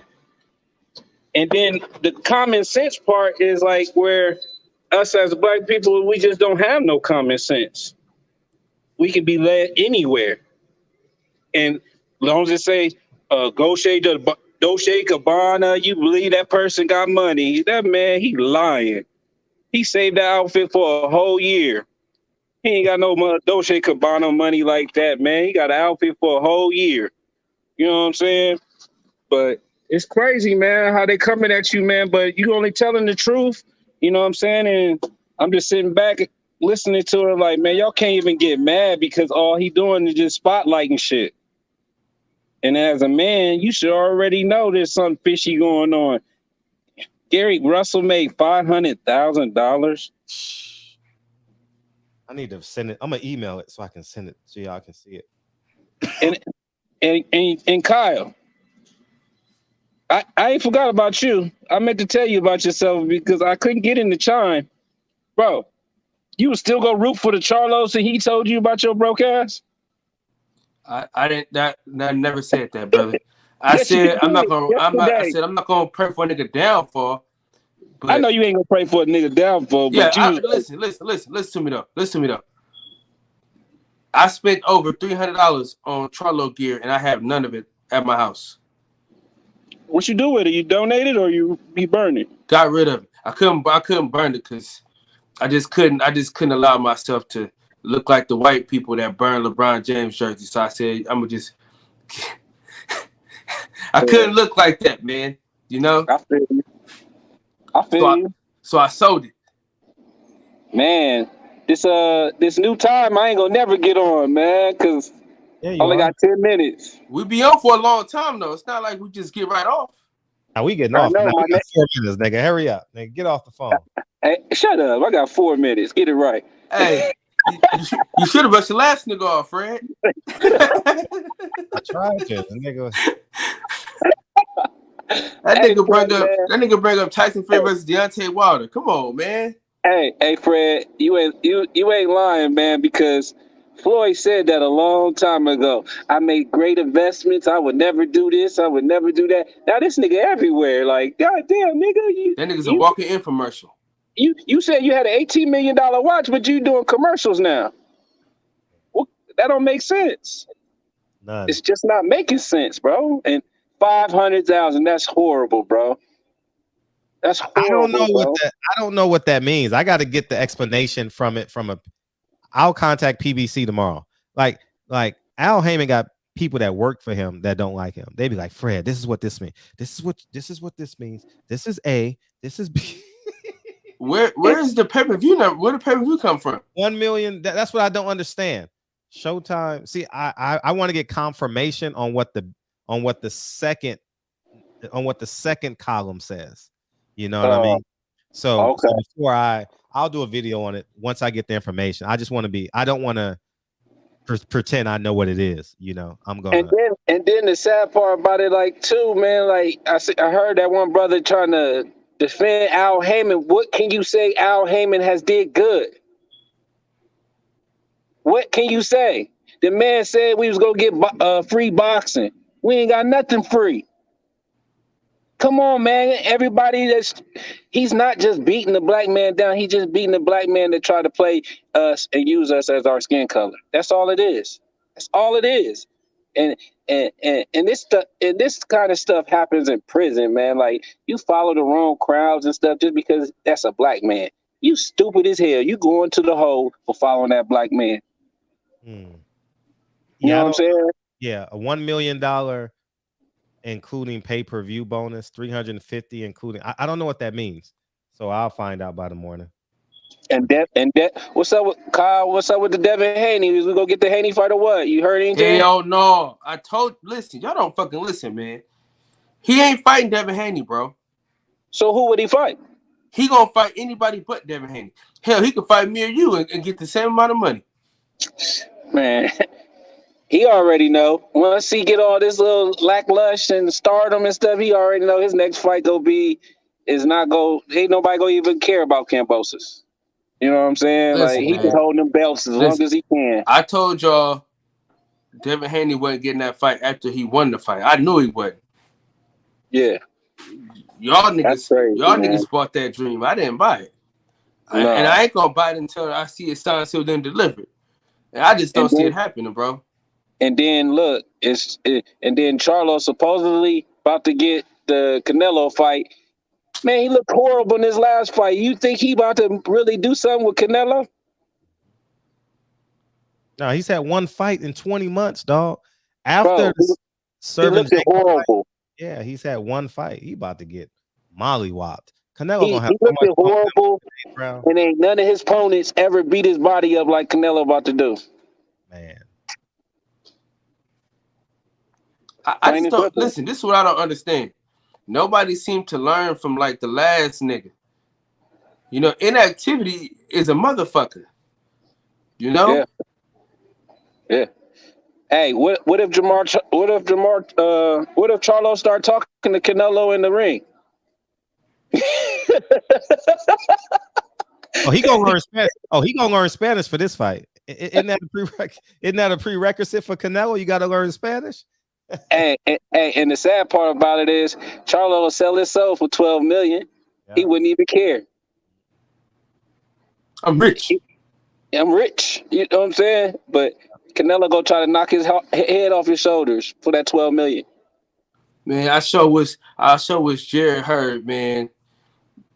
I sure the hell wish he didn't lose his last fight, man. Hey, and then I'm thinking to myself too, he only gonna get paid like $8 million because he ain't got nothing to bring, really. So Canelo ain't got to give him that much. Nah, he got a little name cachet. He got way more name cachet than Caleb Plant, that's for sure. Yeah, he's more popular than Caleb Plant. I know. I want to know something pay-per-views though. Caleb had that last piece though. You know what I'm saying? He ain't got no last piece. He's just fighting him. So that's $8 million. I'm thinking $8 million tops. In the time period, that's a good question. How many times did Canelo fight last year? 4 times? 4 times. Wow. So Canelo has fought 6 times since September 27th to his once. Charlo. Hey, Fred, you know what's crazy? 5 times, excuse me. 5 times. Yeah, what's up? As you know, we talked last night, right? All right, fellas, I'm 2 minutes late. Keep it cooking. Oh, appreciate you, man. Fred. Yes. You know, we talked last night. Remember that? And you said something, and I sat on that shit all night and all morning. What'd I say? You brought up Eddie Hearn and the $10 that he was charging for a monthly subscription, right? I didn't do a video on that today. I fucking forgot. Continue. And think about this, though. Yes. His fighters aren't just fighting once a year. His fighters are fighting a lot. Well, at least twice. They're fighting twice. The people you want to see are fighting twice, right? Because what? I mean, Devin Haney got 2 fights he got last year. Mm-hmm. Conor Ben had 2 fights last year. Anthony Joshua don't count because it ain't too many heavyweight fights you could have in one year and shit. Yeah, it's 20. Yeah, it's 20 now. But yeah, the point is well received. But go ahead, finish what you're gonna say. I'm sorry. So, I mean, he kind of got to charge that $10, right? A month. $20, whatever the fuck they charging. Yeah, but I don't know where you're going. But go ahead. He's trying to give us good fights, though. He not just trying to give us Mario Barrios versus Keith Thurman for $79. That's what I'm getting at, Fred. Yeah, and 2 fighters coming off a loss. Like, how the hell you? No, 3. Fredro. Yes. 3 fighters coming off a loss. Who? Oh, Leo Santa Cruz is the co-main event. Yeah. And is that Michael Carvajal's son he's fighting? I don't know who the fuck he fighting. I don't give a fuck because I ain't buying it. He might be fighting Michael Carvajal. And I damn sure ain't watching it. Yeah. What day is that on? Next Saturday. Yeah. Next Saturday, you said? Yeah, next Saturday. Ain't nothing on Saturday neither. Oh yeah, me and the wife, we going out. Me and the wife going out on the town. It's Pro Bowl. It's Pro Bowl. So here's what it says before I bring in my boy. What's up? Showtime. Okay, now I understand. I hadn't read the bottom paragraph. Showtime pay-per-view confirmed fight between the number 1 contender, Magsayo, and Russell Jr. Gary Russell will make a guaranteed purse of $500,000 from the mandatory title defense on 22nd January. He will estimated pay-per-view points bonus up to $500K more. Huh? Where the fuck is the pay-per-view at, though? Is that overseas? Yeah, I don't know. See, I need clarification on that before I pretend I know what the fuck I'm talking about. I don't want to pretend. I want to know. So I want to know if that's standard or not. What's up, man? What's going on? How you feel? Thankful, man. Thankful. Happy New Year to you. What's up, Kyle? Hey, Fred, you can't say Happy New Year, bro. It's fucking the end of January, man. That's the first time I'm talking to him, so you can get off that one. What's going on? No matter of fact, let's keep it going, Fred. We should keep it going until like September. Yo, Colin, something, man. What's going on, man? I just wanted to tell you, you know what I'm saying, that you're a bad man, man. You continue to do your journalistic duties, bringing the facts forward, as well as doing some other things. Gary Russell definitely showed a good account for himself. But I agree. But I would like to say he was fighting a lot of things. You spoke about a few of them. I think inactivity was one of them. I think fighting the judges was one of them. There's a few other factors that got in there. But I want to ask you guys a question, if you don't mind answering. What was that with the interview with the referee after the... I've never seen that before in my life. That got to be some bullshit. I've never seen that in my life. The fact that he said, I don't see no punch. Oh, I said BBC they got to be joking right now. No, that was pretty fun. We were laughing at that.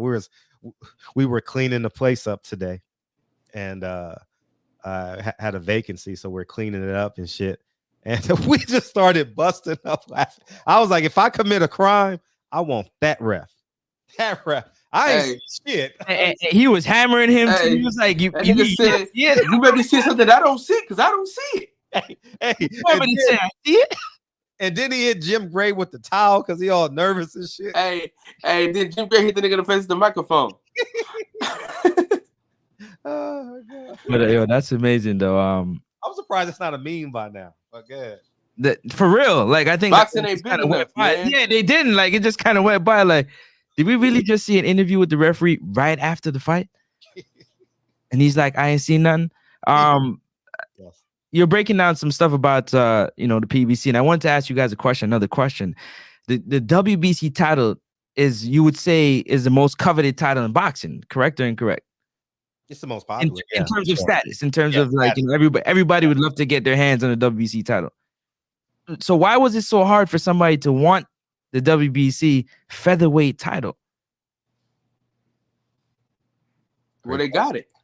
No, now, but Gary fighting once a year, twice a year. You think that there'd be more fighters lining up to want that WBC title, right? As well as the other 130, 135, 140, 147. It's very coveted. How come nobody don't want the WBC 106-20, until now? Right. Well, I mean, the thing about Manny Pacquiao that y'all gotta understand, him as a fighter is the same as him as a promoter. He's just like Canelo Alvarez, very opportunistic. Like, so they're gonna fight. They see something. They go, oh shit, he ain't fought in 2 years. His daddy's sick. That motherfucker, they knew that nigga was injured from the beginning. You know what I'm saying? That nigga hurt. You know what I'm saying? Let's take this fight. Feel me? That's exactly what happened, bro. Think about it. Before that, you never seen a chink in his armor. But his last fight, he looked a little sluggish. Right? Off for 2 years. Oh, we could take it because he throws a lot of punches and shit like that. So we could probably get the judges on our side and shit like that. So that's what it was. It wasn't like the Gary Russell of 3-4 years ago. There's no fucking way they put him in the ring with a Gary Russell from 3 or 4 years ago. Ain't no fucking way. Absolutely. You know what I'm saying?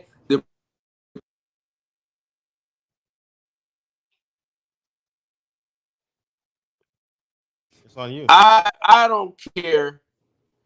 I don't care what they say, man. That Gary Russell shit was fucked up.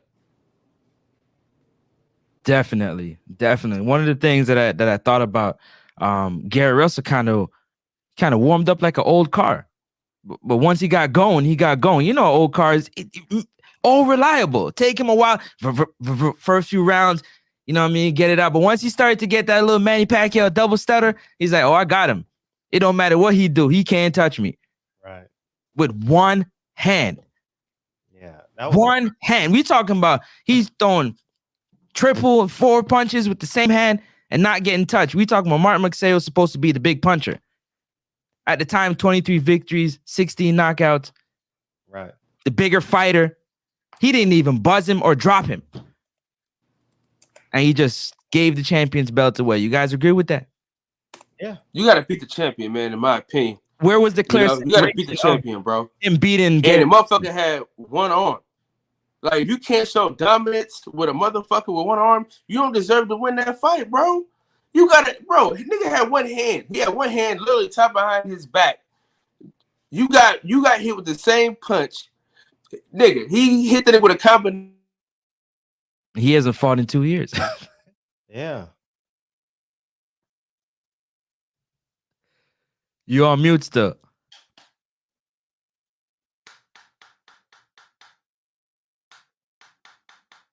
Kyle, we can't hear you.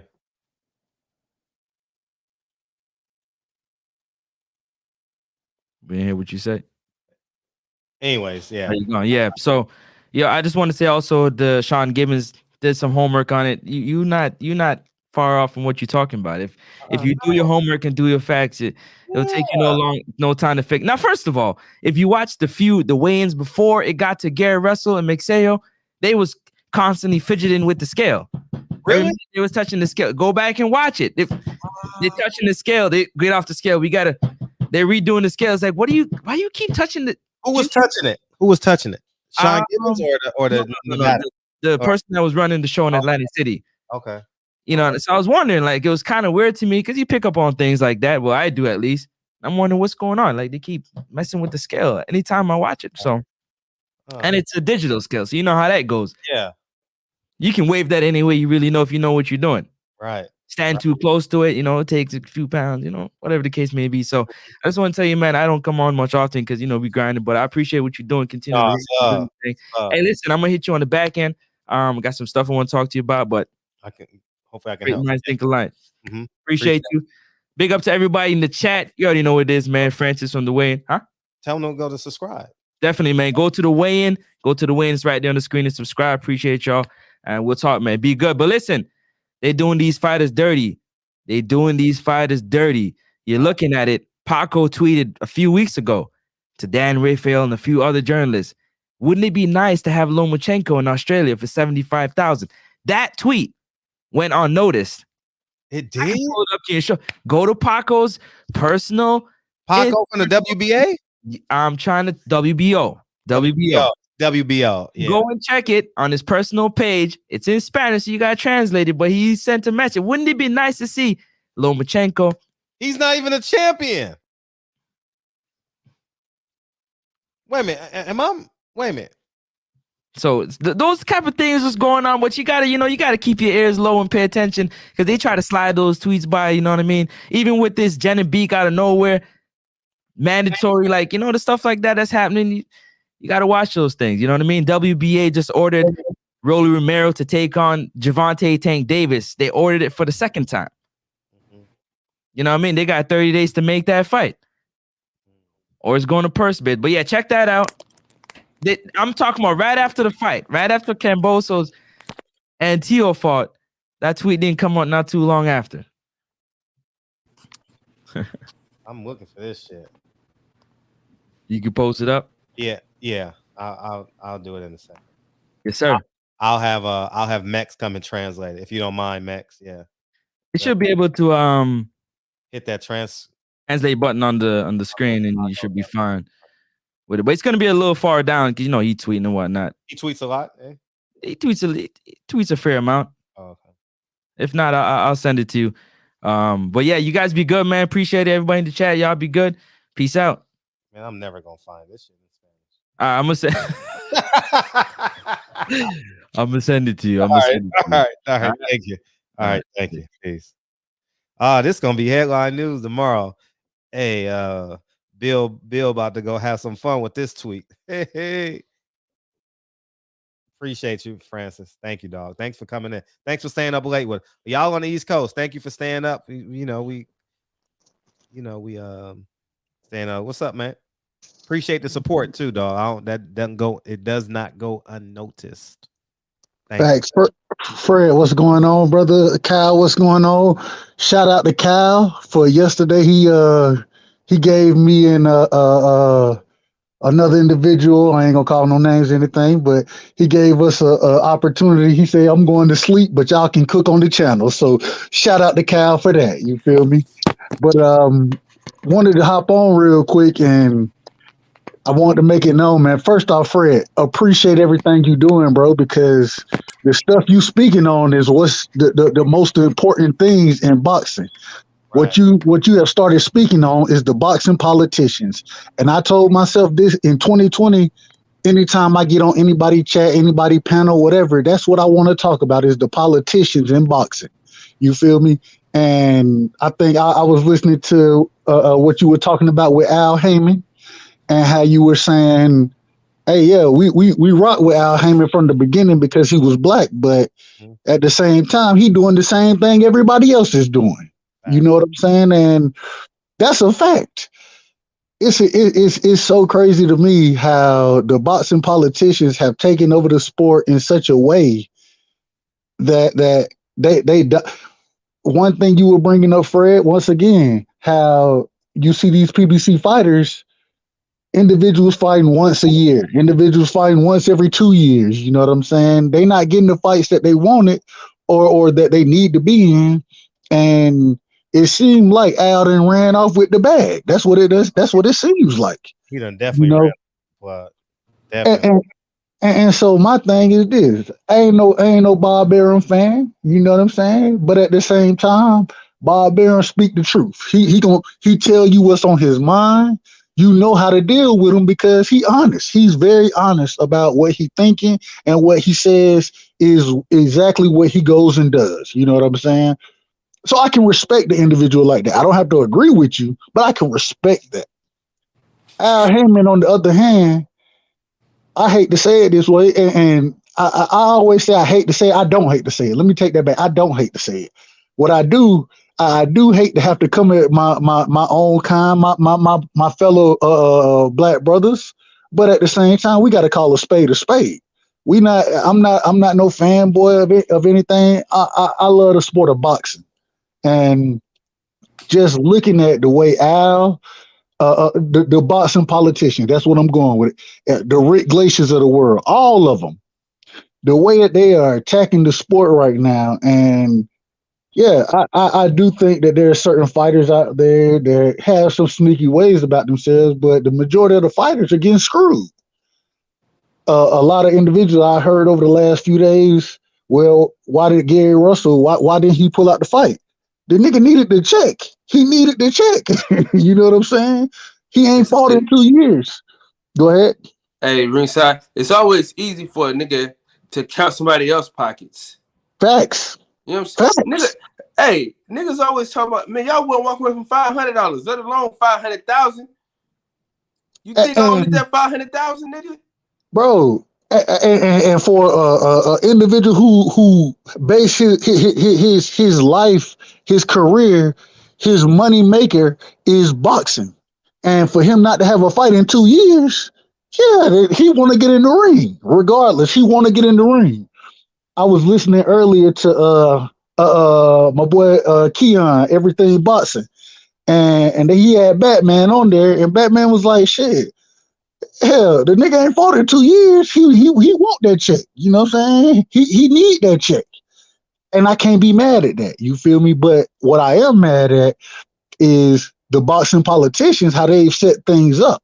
They've set it up where, yeah, okay, I got a couple fighters here and there, and it's so much more egregious on the PBC side versus the top rank side, or even Eddie Hearn, Matchroom. Matchroom.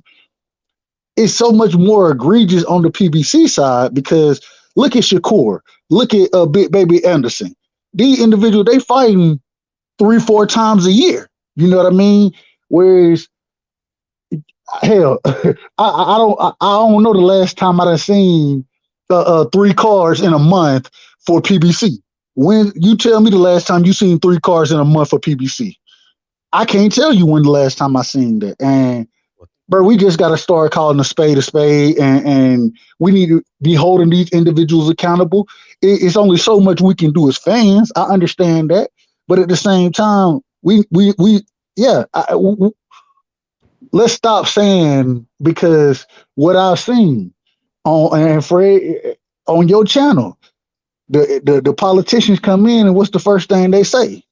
It's not about race. It's about money. You know what I'm saying? It's about business. You know what I'm saying? That's what they put it on. Well, that may be the case, but at the same time, what we need to look at is well, who's doing the work? Who's doing the best business? Who's getting the fighters the most opportunities versus those individuals who only have fighters? When the last time Lubin fought? When the last time this man fought? Lubin had the best performance, dog. He'll get a year because he hasn't fought since June. So June of last year, and I think he has a fight coming up. I believe it's supposed to be in May, but there's no real date set for it. He got scratched. He was. That he was fighting on the whatchamacallit card that got scratched. I guess they got to reschedule it. What card?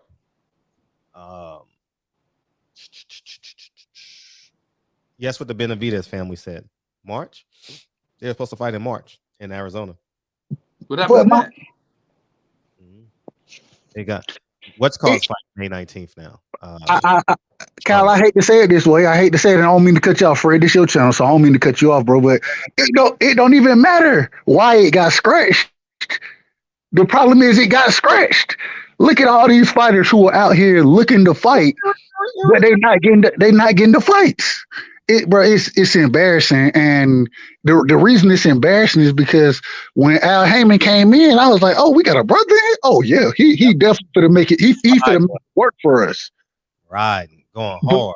But that's, and I'm supporting that, and now I'm sitting here looking like a damn fool because it's like, bro, Bob Arum is putting on. He's still, and Bob is very honest. I give him a lot of credit for that. I ain't a big Bob Arum fan, but I give him a lot of credit because he's straightforward. He told you with the Lomachenko Haney fight, he was like, bro, we not fighting you. We not fighting you. He come out and say what it is. You know what I'm saying? Whereas with Al Haymon don't say too much of nothing. You just got to kind of sit and wait. And I can't remember. It was a boss I was listening to the other day. He had an interview. And he was just saying, he was like, yeah, I think I'm going to fight sometime in March. I don't have a date yet. I'm like, bro, it's January. You fighting in March. You ain't got no date? Come on, bro. How you ain't got no date if you supposed to be fighting in March? How you don't have a date? Yeah. Bro, it's ridiculous. But I think the biggest thing is we got to call these individuals out. I don't know. I just said to myself, anytime I get on anybody panel, anybody channel, I'm talking about boxing politicians this year. That's my whole goal. The reason because that's the biggest problem in boxing is the politicians. It's the same thing with the government. The biggest problem with the government is the politicians.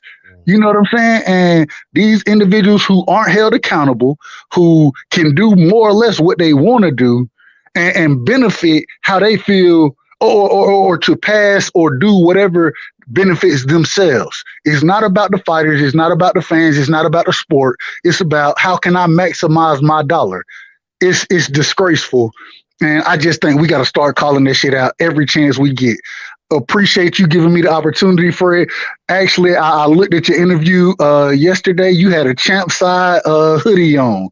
Yeah, and when I saw the Champ Side hoodie on my life, I went and ordered one. When I saw you rocking it, bro, swear. So,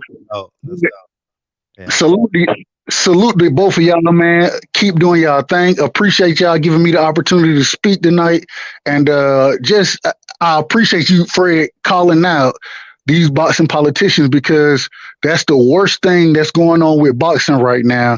Right. And if you don't call it out, who gonna call it out? Because it ain't like there's a boxing news channel on TV. It ain't that there ain't no outside of YouTube boxing.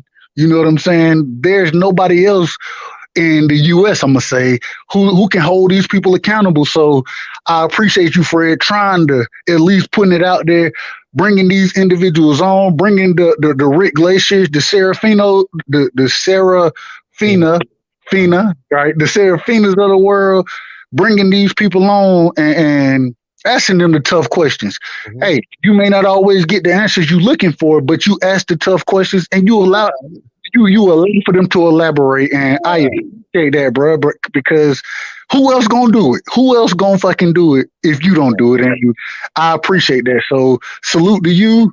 I try to stay in the Cash App as much as I can. I try, you know what I'm saying. I appreciate y'all, man. So salute and thank you for allowing me to ramble tonight. So salute to y'all, man. More rambling. You know where to come after this, man. We live in the boxing section, man. Hey, Kyle, hey, I'm showing up for the boxing session tonight too. I may not call in, but I'm listening, and I hope you don't fall asleep on us like you did last night. I ain't mad at you though. I ain't, cause hey, you told us, you said, hey, I got some shit to do, so it is what it is. But appreciate you opening up your panel and allowing us to cook on your channel, bro. Appreciate. I'm trying to be like Fred. Next year, my plan is to stand on top of the roof and say, "Nigga, we made it." That's my plan for next year. You know what I'm saying? This year, ignorant nigga shit. Next year, we got property to get. You know what I'm saying? But I talked to my realtor today. He gonna set me up with the. We're gonna set up a plan for me to get to where I need to get to, man. You know what I'm saying? But we appreciate it, man, because even I don't know if you, I'm sure you know it, but you giving everybody a voice. Both of y'all giving everybody a voice, which is a great thing because I'm from Warner Robins, Georgia. Most people in the chat don't have a clue where that's at, but it's Middle Georgia and country. I'm a country dude, but I love the sport of boxing, and I appreciate how y'all represent it. And Fred, I appreciate how you go after these individuals and give them the rope to hang themselves, because that's what a lot of them do. Yeah, they do. And so, salute to both of y'all brothers, man. I'm jumping back in the chat, but appreciate. Just know y'all are very much appreciated, man. Thank you, dog. Appreciate it. Appreciate you, big dog. Yep. Peace. Yeah, you know, with appreciate right side. You know, Sean, I'm glad you asked that question. I'm glad you asked that question. I'm gonna tell you why. It's an easy answer though. You're gonna be shocked at the answer. Fred, I enjoyed your interview with Leon, but I was surprised you didn't ask him to elaborate when he made certain points, such as the New World Order. I had 10 fucking minutes to get to this show. That's why. I had 10 or 15 minutes, and I couldn't take him in a different direction because it would have cut, because I had to be at this show at 7:30. I ended that interview at like 7:28 to be here at 7:30. So that's why I couldn't elaborate. I caught it. I was like, Betty Shabazz, New World Order? That sounds interesting. But I just couldn't go there. But he'll be back. Oh, he'll be back. Yeah, we'll talk. Y'all always make magic, man. Yeah, we'll talk this week somehow, some way. And so I'm glad you asked that question, Sean. Thank you. I had to get him off. And 10 minutes before that, I'm like, I can't ask you about that because I gotta go.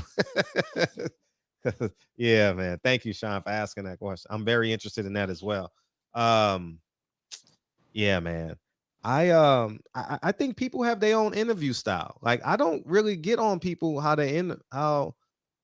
I take it for what it is. Do I watch interviews and say, damn, I wish you would ask that question? Yeah, but everyone has their own personality. I'm not a rah-rah guy in an interview.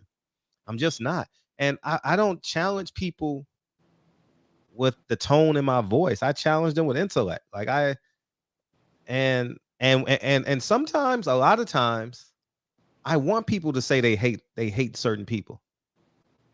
I don't know where y'all think like you got to be a gangster in an interview. I don't know if your job. I don't understand for real.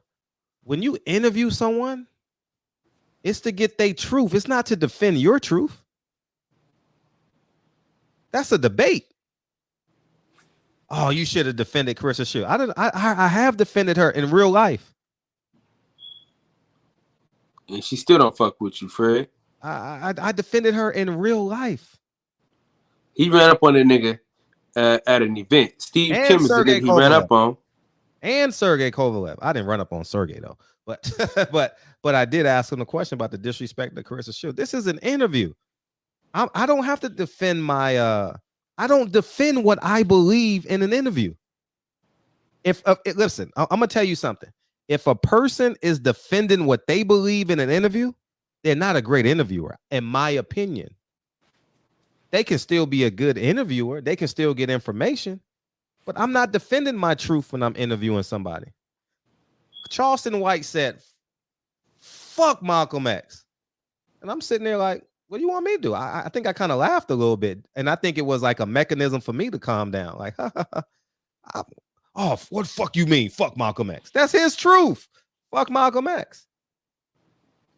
And then the NOI cry. Oh, he said fuck Elijah Muhammad. Oh, wah. He just said fuck Malcolm and I didn't budge. That's his truth.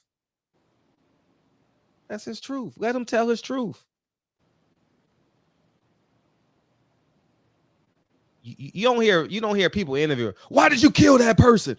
Why did you kill that person? You shouldn't have killed that person. Now that's what they say outside the interview, but in the interview, you want to know why. How did you get to the point of you want to kill a person?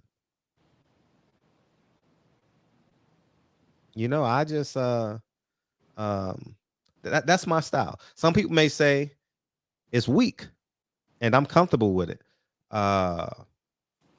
And I'm totally cool with it. But if a person is arguing, debating what they believe in an interview, then like I think they're doing a terrible job. If someone says fuck Carissa Shields in an interview, I'm gonna ask, why do you say fuck her? My job ain't to defend Carissa Shields. That's her husband's job. When Serafina came in and said,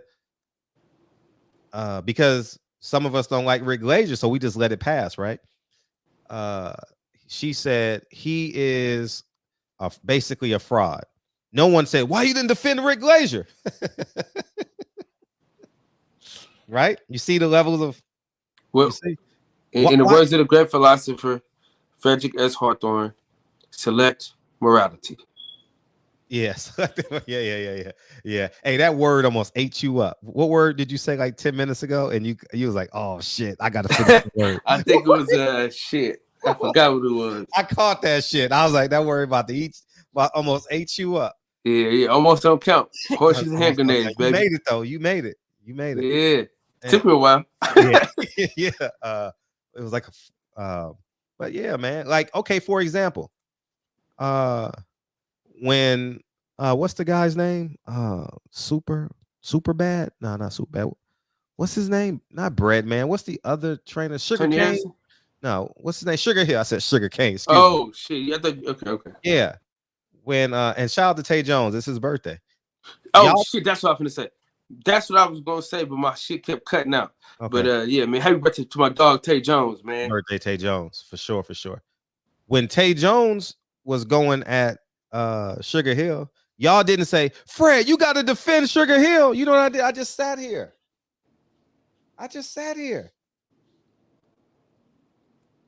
What you want me to say? When my man Drew Titan got in here, y'all didn't say you got to defend Sugar Hill, did you? Did you say that? He said he wants the nigga to die in the burning car, and niggas ain't said goddamn thing. I just sat here. Let people be themselves. You have the right to disagree. That's the beautiful thing about life. Like people get mad when I disagree with them. I don't hate you. I just disagree.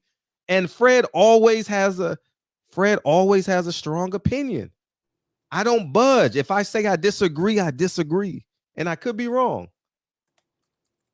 But I think we just get out of whack when we say you're supposed to respond this way. The internet got us fucked up in real life. Like, how about Oprah when she's interviewing a ex-con? Why did you kill that person? You shouldn't have killed. You know what I'm saying? You understand what I'm saying?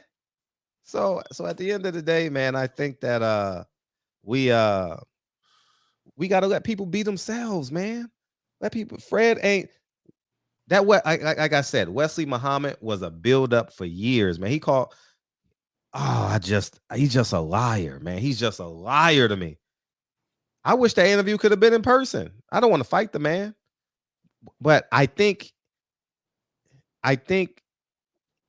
he should have. I want him to feel my resistance though. Like, you know what I mean? No, we ain't going out like that. I would have loved to have that conversation in person. And when you interview an NOI member, he's not the first NOI member I've interviewed. You're not gonna win no fucking debate with an NOI member.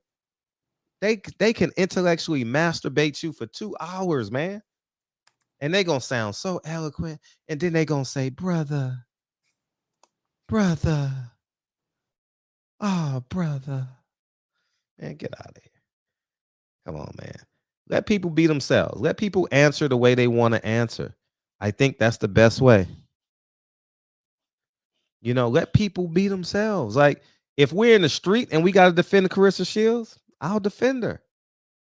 For sure. But if an interviewer say, fuck Carissa Shields, if Deontay Wilder come in here and say, fuck Tyson Fury, do you want me to say, hey, Wilder, you can't talk about Fury like that? No, because you guys are comfortable saying it, right? You guys like that, right? Because this is a pro Wilder space, right? Oh, fuck. Yeah, fuck Fury too. Right? You see what I'm saying? I'm not going to cut Wilder off, and I'm not going to cut Rick Glazier off. I'm not going to cut Drew Titan off, who I love dearly, and I'm not going to cut Sugar Hill off. Simple. People don't even understand the fact that you let niggas talk. They end up telling you exactly what you want, what you want them to tell you. In many cases, yeah. You know what I'm saying? Let a nigga talk long enough. You know what I'm saying?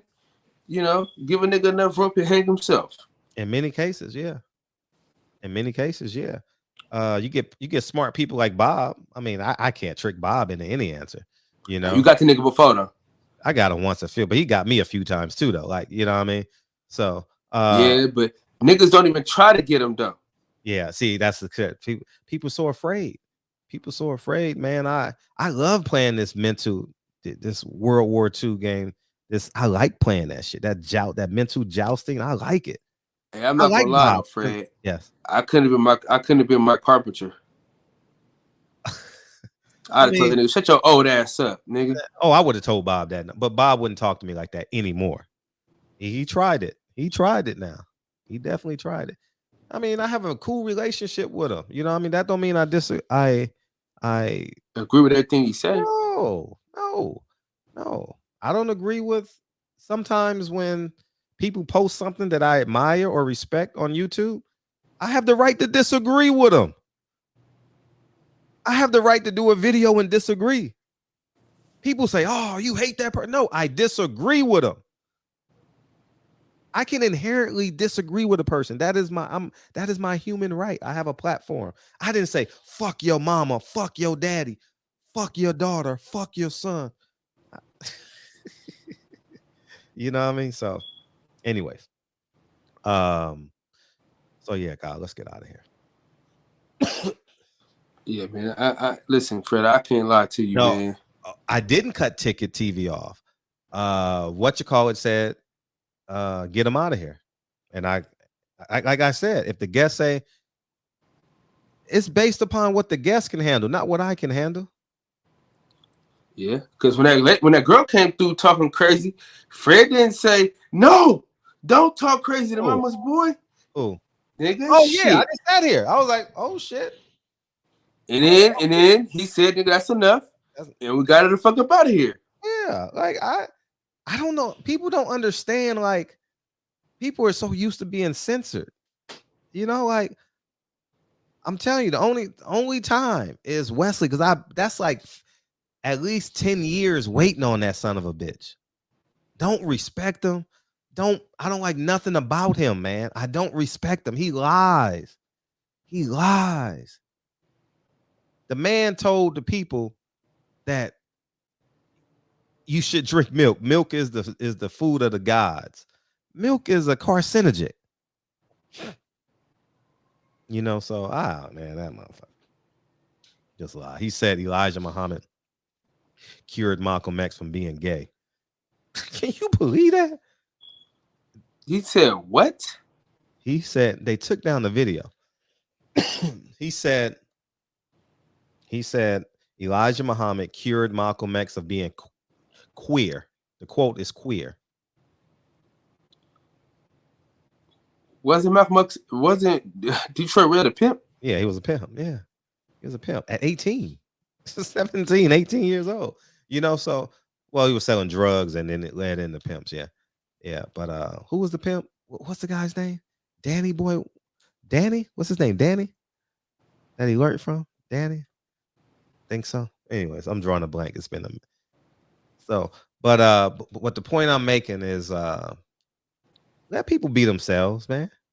You make the adjustments and leave, and you know you ain't got to have a relationship with everybody you interview. Cut the interview off. If I'm doing a terrible job, just cut it off.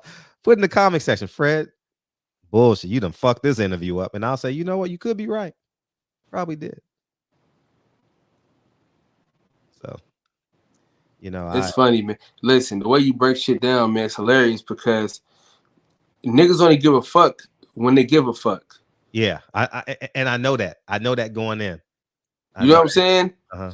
If it don't fit what they care about, they don't give a fuck.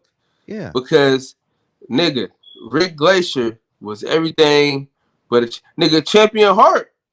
Nigga called the nigga all type of bullshit artists to his face. Did I cut him off? Called him liars and shit. I just sat here. Yeah. That's my comfortable spot right here. I just sit and go at it. Hey, listen.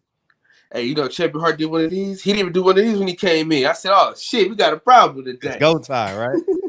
Go time, man. I just think you let people be themselves. You know, if we're doing a debate, by all means. But interviewing a person, I want to know why they killed the person. I want to know why they were abused as a child. Were you playing with a gun at 8 instead of playing Nintendo, PlayStation? You know, like I really want to know. So call me weird, but if and some of the greatest interviews I've had, honestly, are lives I would never live. You know, lives I would never live. So, like, I'm not I don't do drugs, I don't drink, I don't smoke. I'm not really in the streets. I'm really a cornball that had streetwise cousins that I hung out with, you know. Shit. You know, I don't do drugs, I don't gang bang, I don't, you know, I'm just a regular guy that reads like, or used to read. Now I got this show. I used to read a lot. Yeah, man. I'm just, the thing about it is Al Haymon sold us a dream. Definitely. Big dream. Big dream. Right? Mm-hmm. See, aha! I got it. I got it, Fred. Okay. I got it. I got it. And you're gonna love me after this. Democrats, Republicans. Bob Arum tell you to your face, you ain't shit. Right. Al Haymon, oh yeah, we're gonna take care of you. Black fans, let's get your vote. Can you vote? Can you vote? Oh yeah, we got you. Anything you want, anything you want. Get in the office, ain't done shit. Ain't listen, that all that shit on NBC and shit, that was a campaign trail. He got to Fox, nigga, and said, "Oh, we in office? Fuck y'all. Let me go sign this executive order for the Asians." Yeah, fact. $308 million. Was it billion? I don't know, one or two. But yeah, man. And it's funny. Joe Biden said, "Piece of shit." Called somebody a piece of shit today. He called a Fox reporter a piece of shit. And the people gonna say, yeah, they deserve it. If that was Trump, if Trump would have said that about a CNN reporter,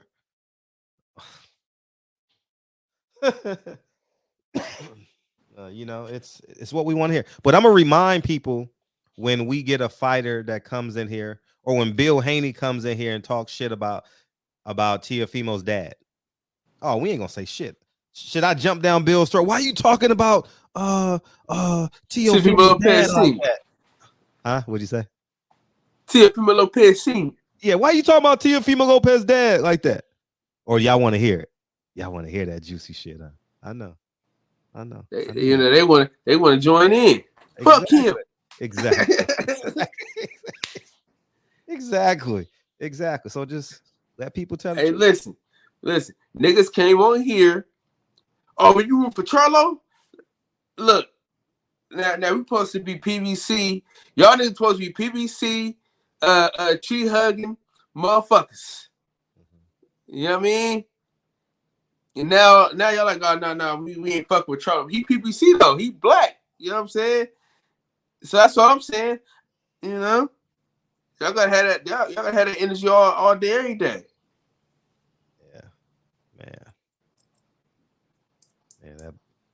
Man, we should have rolled on them. Man, we could have changed boxing.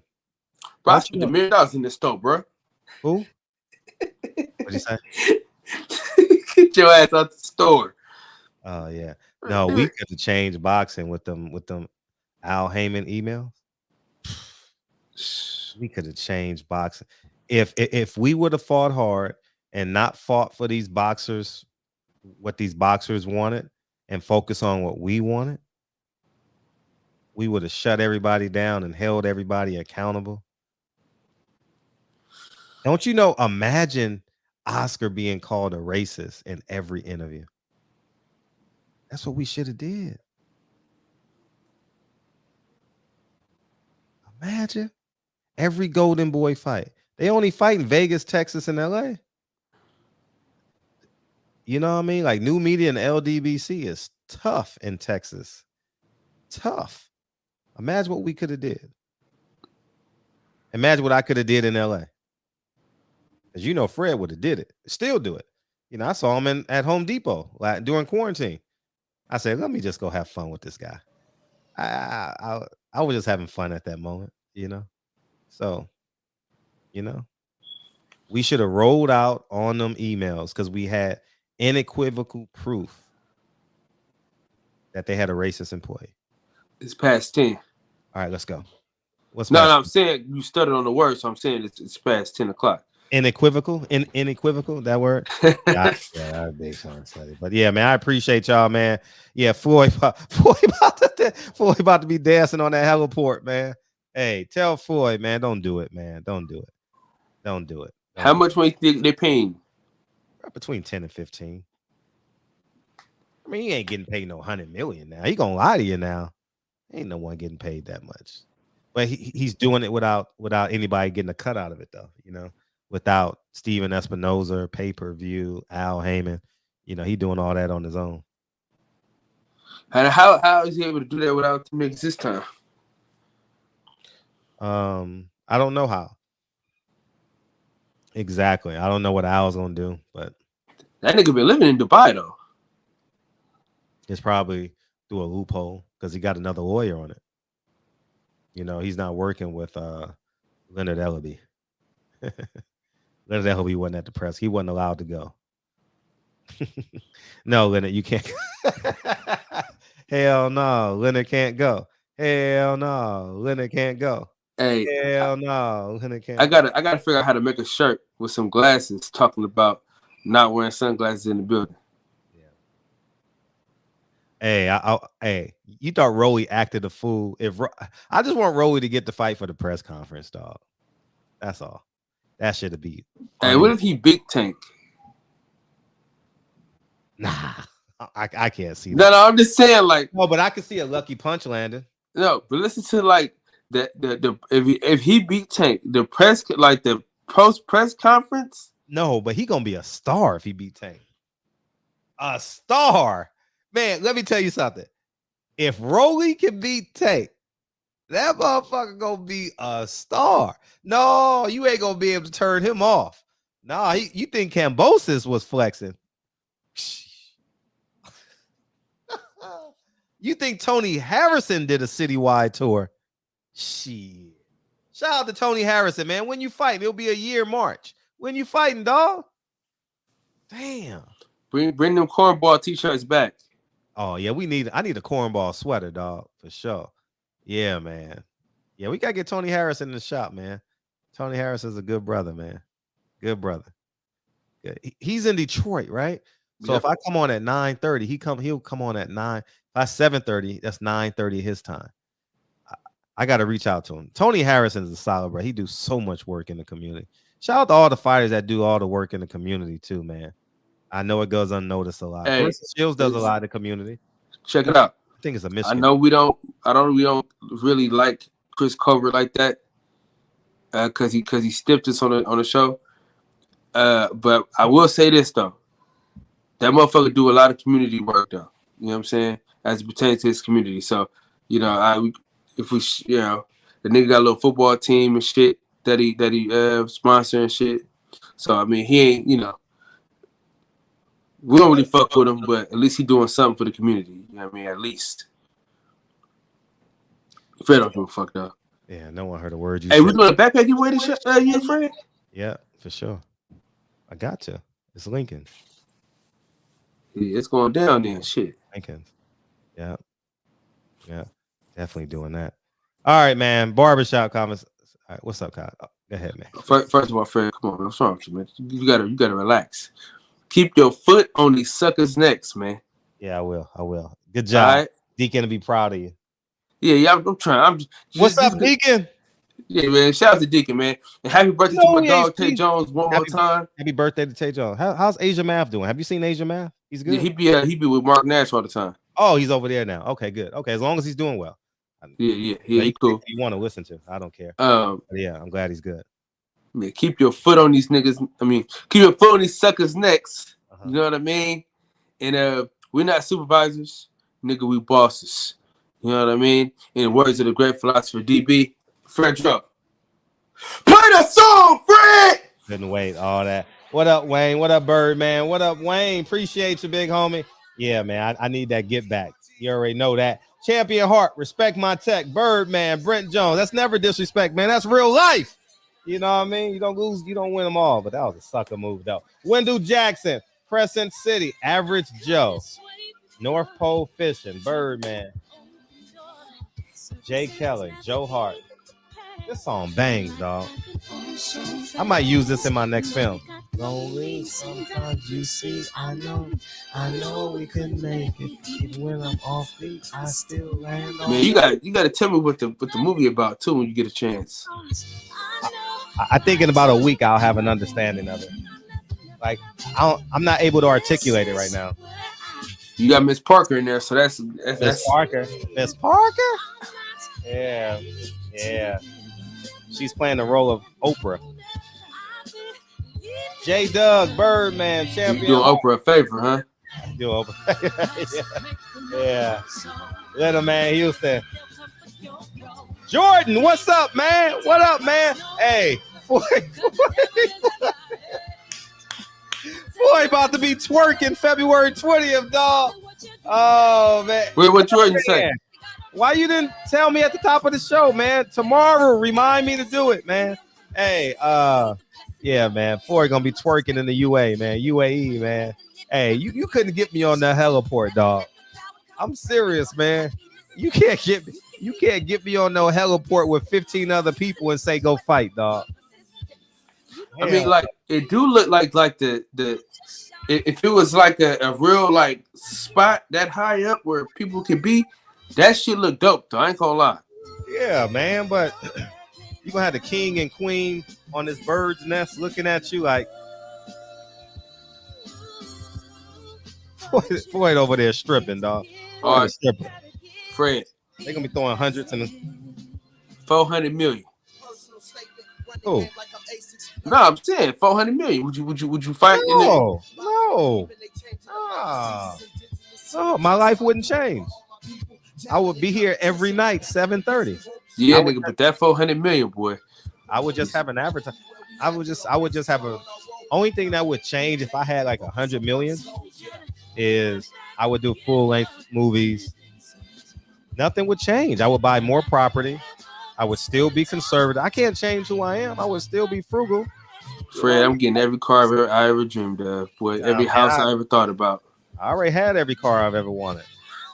You know, so I mean, Cal, I done had the best cars, the most beautiful women, made a lot of money.